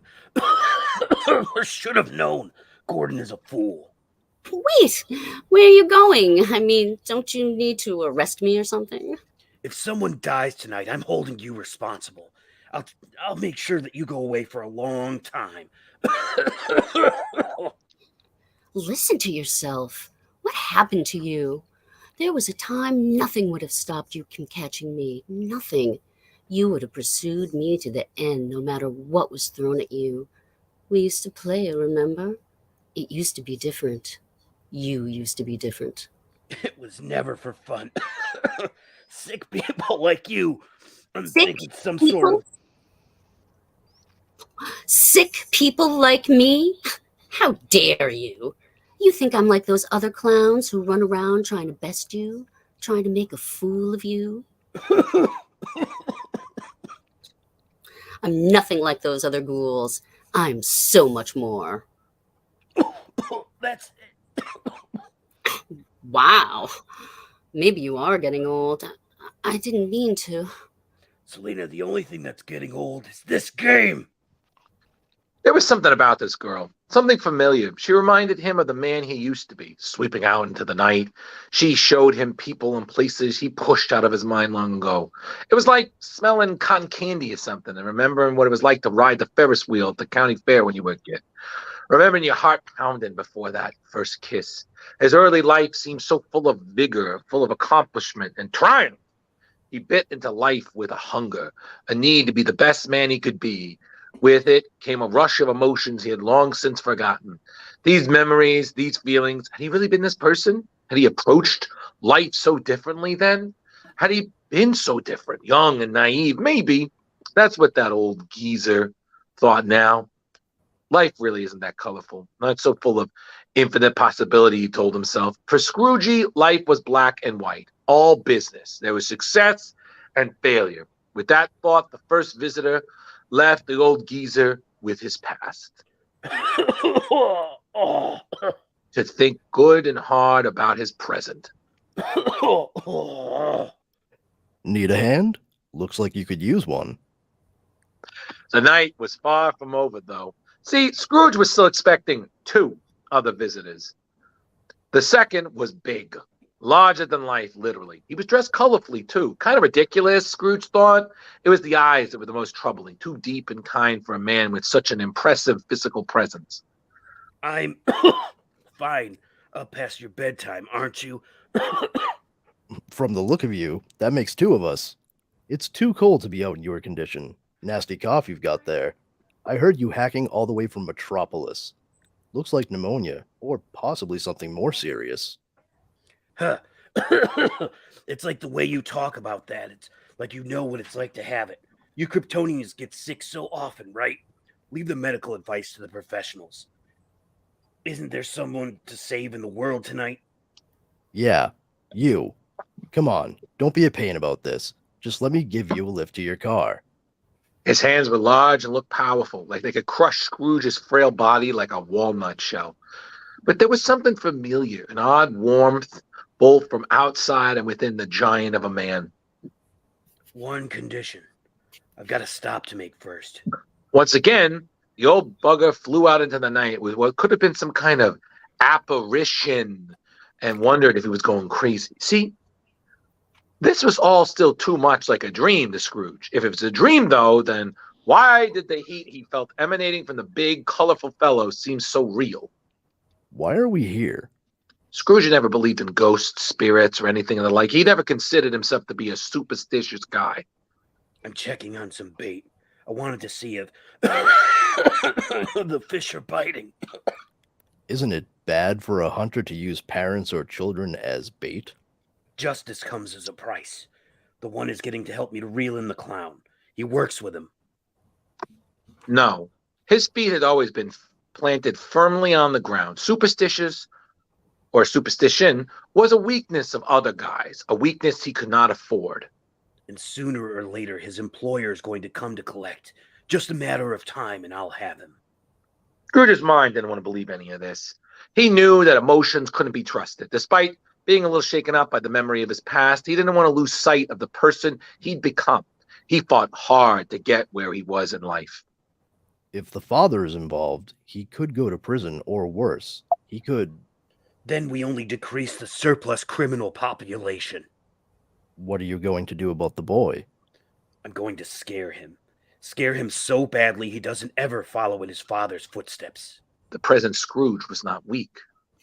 I don't think that's the way to go here, Bruce. Right? But the big colorful fellow wasn't about to give up. I think there might be a better way. Let's go. I need to show you something. He knew that there was still a chance for old Scroogey to see something he might have stopped looking for long ago. Sometimes I realize that spending so much time above the world makes me forget that there are millions of people out there living their lives, decent lives. I look down and see. You look down on people. Not in the same way you do. Scrooge scoffed. This better be something spectacular, he thought to himself with a sneer. Look at your people.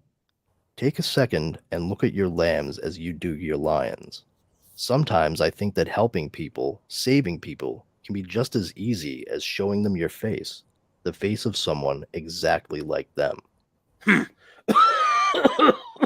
Showing them your face is easy when bullets bounce off of it. But the things the spirit showed him were so real, downright ordinary. They weren't strange visions from the past, but flashes of the present everyday life. There were even some familiar faces. Hold up. Can't thank you and the missus enough for having me over tonight. I appreciate it, sir. Can't have one of my boys freezing his butt off on Christmas Eve without a little cheer in his belly to keep him warm. Besides, seems like a quiet night out there. Thank the Lord. So far, so good. Although we did get some Batman sightings. I still don't know what to make of that guy. I mean, I know you trust him and all, but... It's not an easy relationship to keep, but there isn't exactly a handbook on how to handle certain elements of our city. I guess he's necessary evil. Oh, make no mistake, he's not evil. No, I would say he walks a fine line. It's just that sometimes he steps on the side of the line where you and I might hesitate to tread. Play on the other side enough, and you tend to lose sight of the line. His vision can be blurry sometimes, but I like to think I'm the prescription he needs to see clearly. Take me to my car. Need to get back to the cave. He always considered himself a pillar of his community, an important man that people respected. It seemed that others didn't necessarily share this opinion. Some still had faith, though, and along with that time-honored smile of folks who have the amazing ability to look on the bright side of things. Scrooge, on the other hand, wondered, how did they always seem to fill a glass that was constantly empty? How did they manage to keep the faith, the universal hope for change and for the better? It had been a long time since Scrooge had felt that kind of hope. He had pretty much resigned himself to the fact that life is a never-ending battle, the darkness of the world that had forced him into the shadows, and the only way to combat the monsters was to become one himself. But the second spirit didn't feel the same. He seemed to be a source of infinite hope, and he radiated the hope with every moment and word. This attitude was so foreign to Scrooge and made him suspicious. Yep, you definitely need to see a doctor. Too bad they don't make body armor for your insides. You see, it's like this. Sometimes when you work in the dirt, it's tough after a while to clean yourself off. You get used to the filth. You start to feel comfortable in it. And then you wake up one day and wonder how everybody else thinks you're dirty. Just lots of rest and fluids. In fact, I'd consider calling Alfred to come pick you up, and you really shouldn't be driving. Car's got autopilot. Good night, Bruce. Feel better. And just like that, the big fella was gone. Things went dark and quiet, and Scrooge wasn't quite sure if he was awake or sleeping. He was still dreaming. Maybe the old geezer would wake up to a bright new day. And he'd remember the night wasn't quite over yet, and there would be 3 visitors. 3. Ever have that dream when you're falling, and it really feels like you're falling, then you wake yourself up, and you can still feel the gravity pulling you down? You ever wonder what happens when you can't wake yourself up? Is that the dream you're telling your mind you're dying for real? Now, I got a theory about this 3rd visitor. The old man painted the guy out to be the scariest thing you ever laid eyes on. Black cloak, face always covered in shadows, blah, blah, blah, blah. Now, Pop loved to take a bit of creative license with things. He had what Ma called a subjective relationship with the truth. He loved to talk. Hell, he talked so much that all the characters in his story blabbered as much as he did.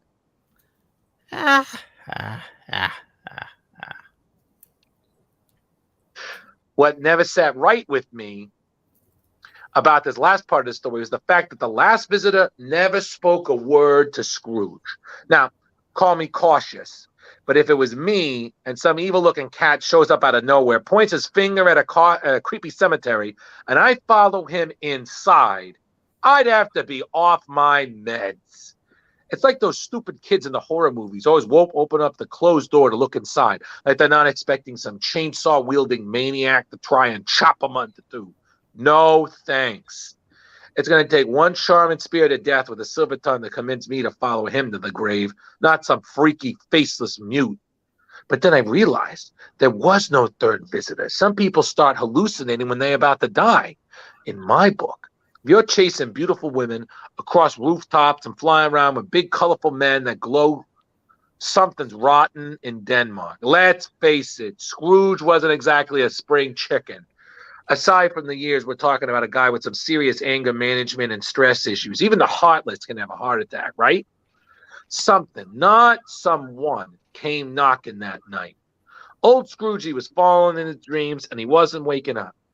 I think everybody wants to believe they'll be remembered after they check out. I also think everybody likes to believe life can't go on without them. But that's just meet the truth. No way to stop the future. Justice comes out of price. Jesus, no, I was only... You're going to kill me, man. And I'll only be decreasing the surplus criminal population. No! Please! I have a kid! You're too young to be thinking about this kind of stuff now, but trust me, most men want to leave the world a better place than they found it. They want to feel like they made a difference, been somebody. Everybody wants to be a Cadillac. Nobody wants to be an old junker. All Scrooge's life, he had probably thought he was a caddy. Great paint jobs, powerful engine, smooth ride. I think when all was said and done and he came down to the 0 hour, old Scroogey knew he'd be remembered as the junker, you know, the one that used to break down on you all the time. Never forget what a pain in the neck it was. Scrooge has lived his life as a man who could turn on you at any moment, leave you stranded or hurt. He'd been the type of man that people only feared that he'd break them down on him again.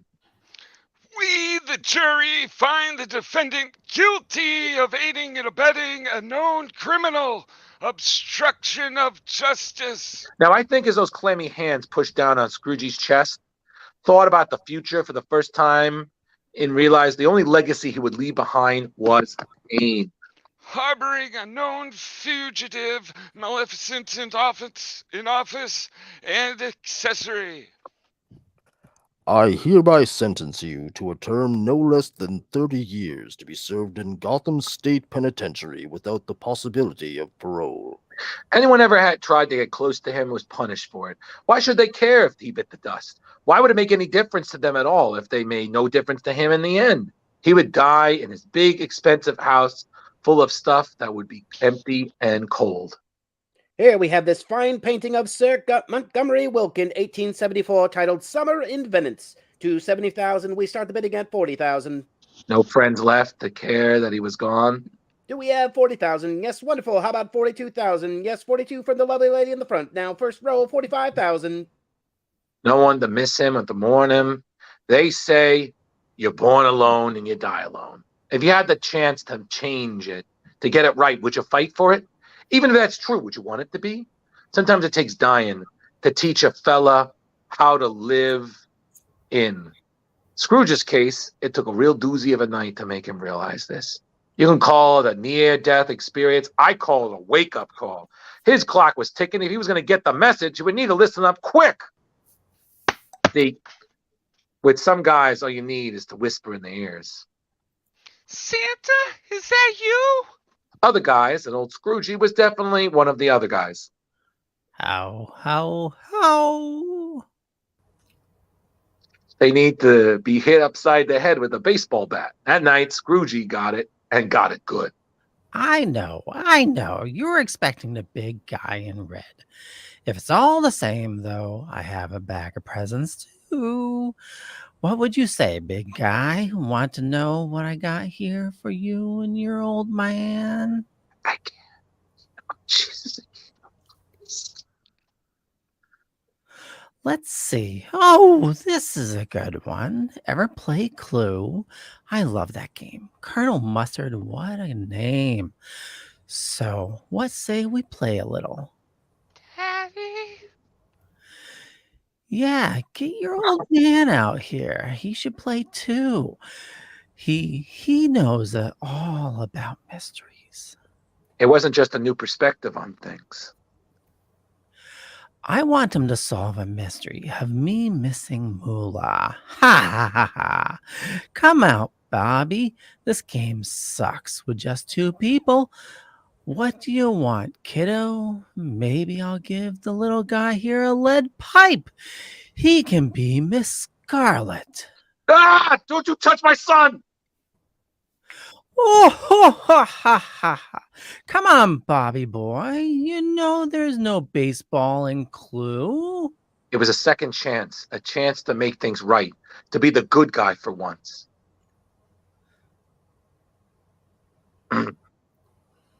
Oh, who's up next? I missed my spot. That's you. That's play fair. Oh, play fair. Where the fuck is it? Hold on, sorry. Play fair. How are we ever going to solve the mystery of my missing money if you're missing half your face? When my old man told me this story, he said that Scroogey finally grew a conscience.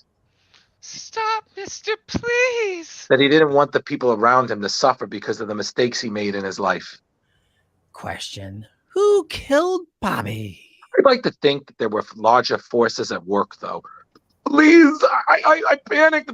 Batman was there. I win.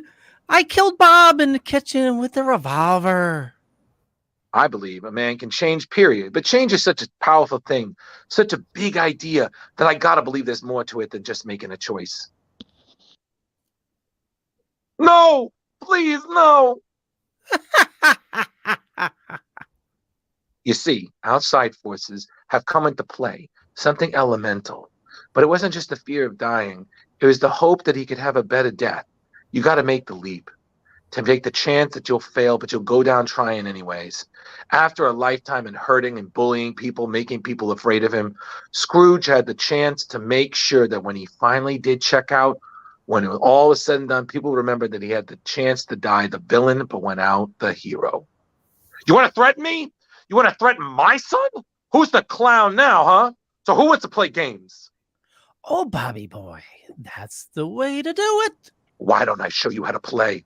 Come on, show me. I will. I Let her rip. You're not a criminal. Show your son what kind of man you are. Someone they could believe in. Show him what a hero is. Trouble is, realizing all this stuff's only the first step. Boring. Neither of you know how to have a good time. If you want to walk the walk, well, you know how the rest of this goes. Old Scroogey was lucky to wake up the next morning, and he knew it. He knew that he had just gotten out of the joint after a long stint. Like a free man. There were just people to see and things to do, promises to be made and kept. And justice, like an old con, he wanted to do it all on the first day. The first person on the list was Bob. He figured it was only right. I mean, he'd always treated the guy, poor guy, like dirt. Today, though, you figure it's high time to pay him back. A raise, benefits, PTO, 401k, the works. Scrooge made the rounds that day. Old friends, business associates, pretty much anyone whose life he'd previously made miserable. He wanted to show him to be the guy who could set things straight, the guy they could depend on. Most of them were shocked at this new Scrooge they were seeing. Like I told you at the beginning, change ain't exactly easy to believe in, but I guess it's easier to swallow than 3 ghosts. Now, the old man said he liked the story so much because it had a happy ending. He said in real life, happy endings are like unicorns. I asked him if he believed it was all true or not, and he thought it was just some yarn. I mean, someone made up to get the kids to fall asleep. He told me it didn't really matter. If I was true, it It was what the story meant that was so important. I don't know, kiddo. What do you think's the moral of the story? The end. Finn. Okay. Downstairs because I was coughing so intently. Yeah, I was like, some of those coughs, I was like, damn, Justin, that's not acting, that's a real cough. Okay, so I need to say something. Leo, your Joker was terrifying. It was scary as hell. Yeah, I see Leo in a whole different light now. Agreed. And Brandon, your Superman was great, man. Like I actually was like, I feel like I was on some Andrea Bocelli stuff. I was like, he lifted me up. Now I hear Superman in my head after podcasting with him so long. Yeah, I was trying to go for the baritone, but warm. You know, No, you did good. And then it's very easy to slip into, like very much like, take me to my car. I need to get back to the cave. Whereas it's like, hey, Bruce, you might want to get checked out by a doctor because it looks like you're going to die. But I guess I'll just leave you with Alfred. And then see you later. And then Harley, your Catwoman was really great. Your Catwoman was great. Yeah, like honestly, as much as it would have been funny hearing Jeremy do Catwoman, yours was better. Yeah. I stepped on someone's lines though. I didn't mean to. You're not the only one, so I wouldn't worry about it. And then I'm sorry, Jeremy. You're Timmy. At one, I was like, I can't. I was just like, committed, dude. He committed to it. I love Timmy. And then I've been doing it all day. I don't know about you guys, but I had to grab my mouth. I was laughing so hard when you first started doing it. Yeah. And then Rich, your Alfred was very much, the Joker. Well, I was trying to give him like Batman some condemnation. I liked your Alfred. I was like, wow. I was happy. He was an intense Alfred. Oh, definitely. Alfred was pissed. And Alfred it was like, the fuck.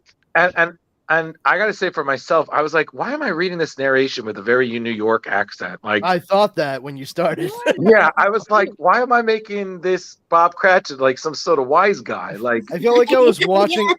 I was watching like an interstitial scene in like an old movie. Oh, kind of how I read. Look at this dame pulling up to the bar now. This is one of the oldest tricks in the book. Look what she's gonna do. Bar rescue right there, So, well, I'm sorry. What did you say, Jeremy? I was saying that when I actually read the book, that's how I read the narrator as kind of.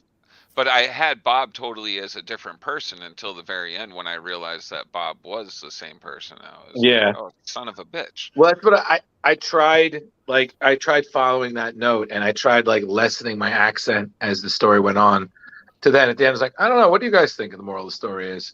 So I was like, I'm less of a wise guy now. And then Justin, your Batman, like those coughs were it was perfect. Man. I was like, I was like, damn, Batman's really sick. Yeah, and I was like, wow. But I'm sorry, like I said, Leo takes the cake. Right. That was That was. I wasn't expecting Leo to be so creepy, and he really was. He really. I want to say Gordon, the Gordon voice made me think of Sam from the Spawn animated series. Yeah, that's yeah. I was trying to do like gruff and agitated. It's funny because like as you were reading it like that, I immediately was like, oh, you know what, like another way it could have been done too. Like if I had gone with Gordon, I might not have thought about it because it only occurred to me after I heard somebody else doing it. I would have gone me, not you. I don't mean it like that. I probably would have tried to do like a Dennis Farina impression. Oh, Turpin. Go with like a Chicago cop kind of thing because that is supposed to be Gordon. Yeah, and then it's funny because if I was Alfred, I totally would have just turning in, sir. You just that sarcastic, very dry. Yeah, just. Oh, I do hope your toys would stop playing with you, Master Bruce. Dining in for one again. But I'm sorry. I have to say, Because I'm sorry, Leo. I just like how we're just like, oh, are you serious? Was I really doing the Joker? And you fucking nailed it, man. Yeah, you did. Yeah, I have to say this book really does portray a lot of these characters really well too. Agreed. Like the book itself is like Superman is like dead on for what Superman should be. This altruistic, like, yeah, I may be looking down on them, Bruce, but that's only because I'm fucking flying in the sky. What the fuck? Are you talking Not about? the same way you do, Bruce. Yeah, but it's funny 'cause now I'm going to read this book and I'm just going to hear everyone's voices. I'm just going to like, oh God, Leo, why? Oh, I'm just glad I didn't have to say Lex Luthor like that, because I would have been really torn. Like, do I say it like Luthor or Luthor? Luthor or Luthor? You've got to do it like Robot Chicken Lex Luthor. Sexy Lexi and the, Lex Luthor. And then just turn it off. I just made it my ringtone. Like, I've rewatched that so much. What was it? Every time he keeps getting his ass whooped by that kid with the ball. God damn it, Tyler, stop. He's trying to get his daughter from spring break. You all did an amazing job. Seriously. Everyone did a great job. That was fun. That was so fun. Yeah, and again, Harley, I know, your namesake, but you did a good Selena. Like, I was like, nicely done. Like, again, in the best way possible, you made me think of Eartha Kitt. Yeah. Oh, what a compliment. Whoa. Oh, I'm blown away. Thank you. I mean, Eartha Kitt was like my favorite Catwoman. So. Oh yeah. Smoking. Like, you really like nailed exactly the dangerous sensuality of the character. That's exactly how it's supposed to be. And I just remember Rich asking her in the 90s, my friend. and I just remember Rich asking her last week. He was like, "Hey, babe, do you want to read Catwoman?" And she's around the room. Sure. Okay. Okay. Are you done yet? Are you done? I wanna watch more something, whatever we're watching. Skinwalker Ranch. No, but this Jeremy, and kudos to Jeremy for typing this up, even with some of the errors. You want to know something? I did not realize until probably like the last 3 or 4 pages. My fucking computer has a dictation thing. I could have just read the whole fucking thing to my computer. Damn it. Yeah. A lot of work. This computer's got a Dick Tracy thing.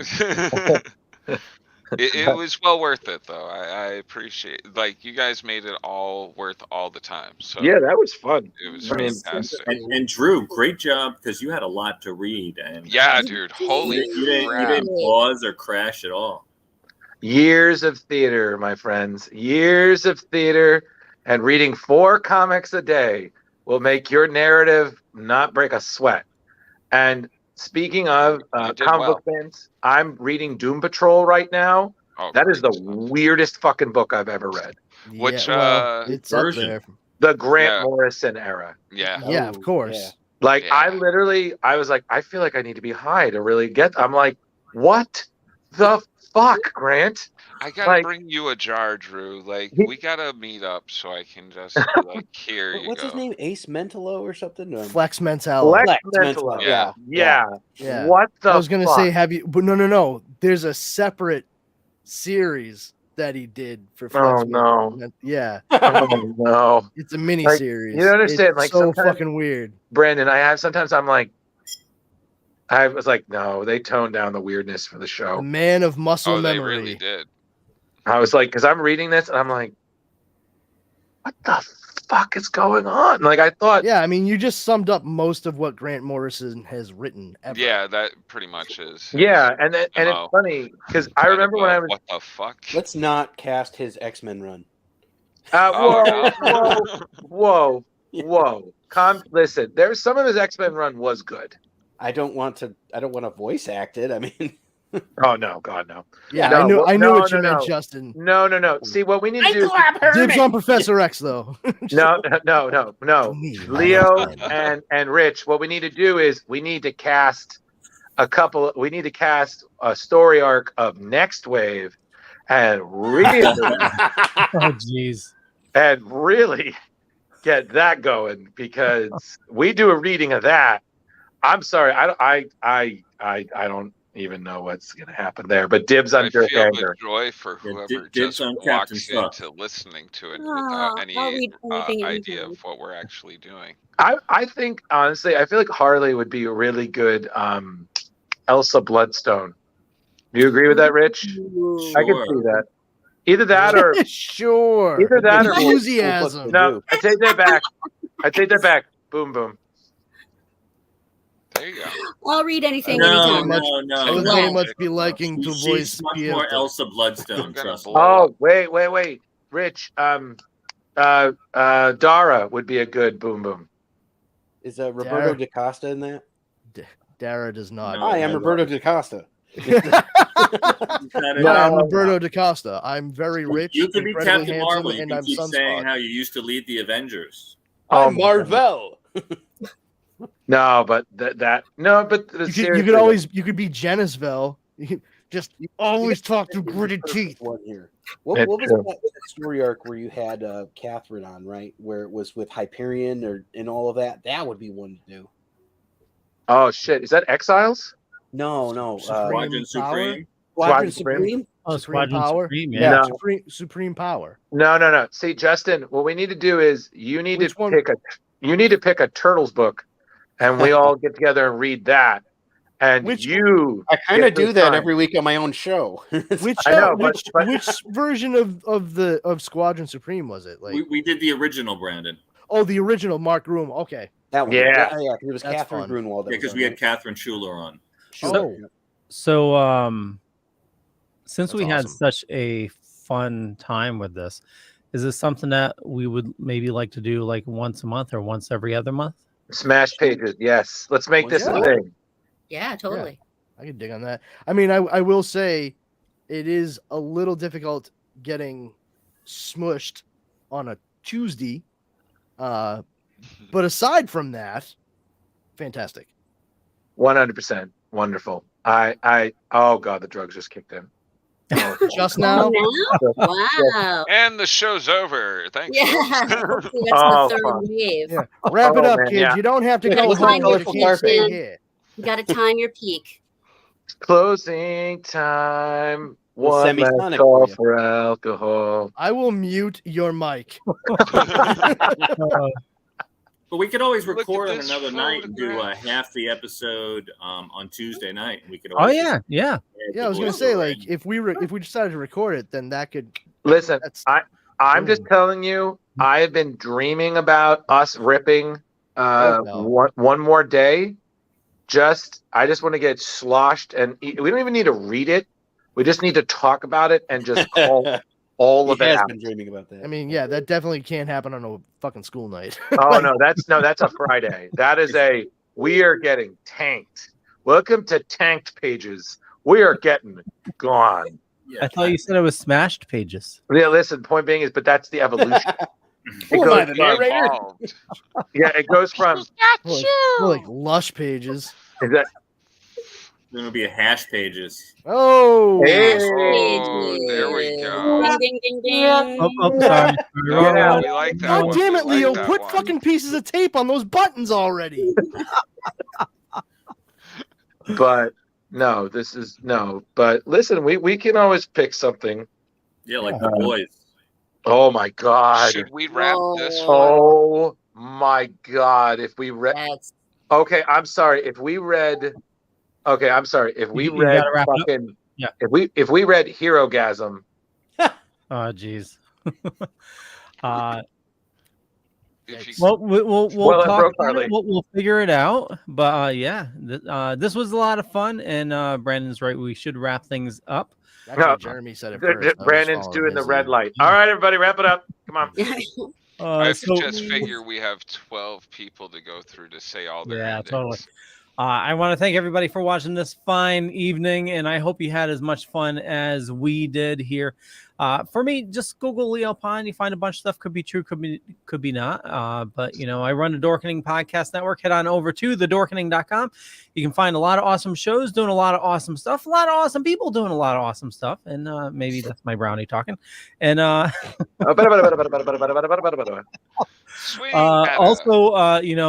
me along with Splash Pages, myself, Justin, and Brandon, we do a couple shows on the side, the Dork Night, and I'll let them tell what else we do.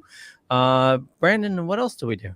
Oh, cool. So yeah, you just the Dork Night, and then Brandon, you just continue talking. Thank you so much for that, Leo. Take it from here, Powerful Brandon. Oh, what? Okay, cool. Hi everyone, I'm Powerful Brandon. The other show that Leo was going to mention, and I'm going to mention the other one that he started because he just said the name of it. It's Leo, Justin, and myself called the Dork Night, in which we talk about all things Batman. Every other week, juxtaposed with that is Comics Paradox. Me, Leo, and Justin again. We discuss for every other week an issue of What If or a DC's Elseworlds, or we'll go over story arcs or series, what have you, that are all alternate takes and realities of characters you already know and love. And you can find those every other Sunday, wherever fine podcasts are broadcast. Awesome. Jar Jar. Comic book lovers, buy, sell, trade, and auction. Come buy, sell, trade, and auction all your wonderful geek stuff. And Ghostbuster Man 1984. Justin. Ah! Oh, that's it, huh? Check out our new podcast, 3 Guys, 1 Hat. I'm like, 3 Guys, 1 Hat. Who gets the hat this week? Only the exactly. USPS will sell. What is going on? Oh, okay. Mr. Drew. Hello. Oh my God, I'm a tomato. God bless us, everyone. Yeah, I'm too tired right now to do this, but I'm on Facebook. I'm on Instagram. I do stuff for Screen Rant when I'm not tired or a little. And we're on Splash Pages, and life is good. And God bless us, everyone. Thanks for a great year. 2023 is going to be great. Ladies and gentlemen, that was Drew Marshmallow and his rendition of Thing from the Addams Family. Thank you. And you can find him on Ghostbuster Man 1984 on Instagram. Harley. Hi, I'm Harley Wild, and I don't have any social media stuff to plug because I kind of live under a rock. It's a shabby chic rock, but it's a rock nonetheless. Yeah, but I had fun. Thanks. Yes. Velvet, take us out, my friend.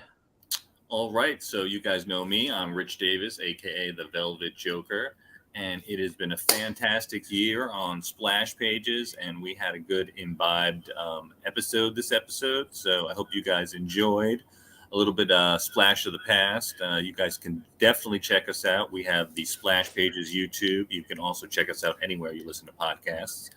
We are on our, I believe, 87th or 88th episode, possibly. And we are award-winning, and we're some great guys doing some creative stuff, and we hope you have been enjoying the show. So have a great evening. Good night. This is the last show of the year. We will see you in January. Woohoo! Oh, I found my hat. Excuse me. Dang.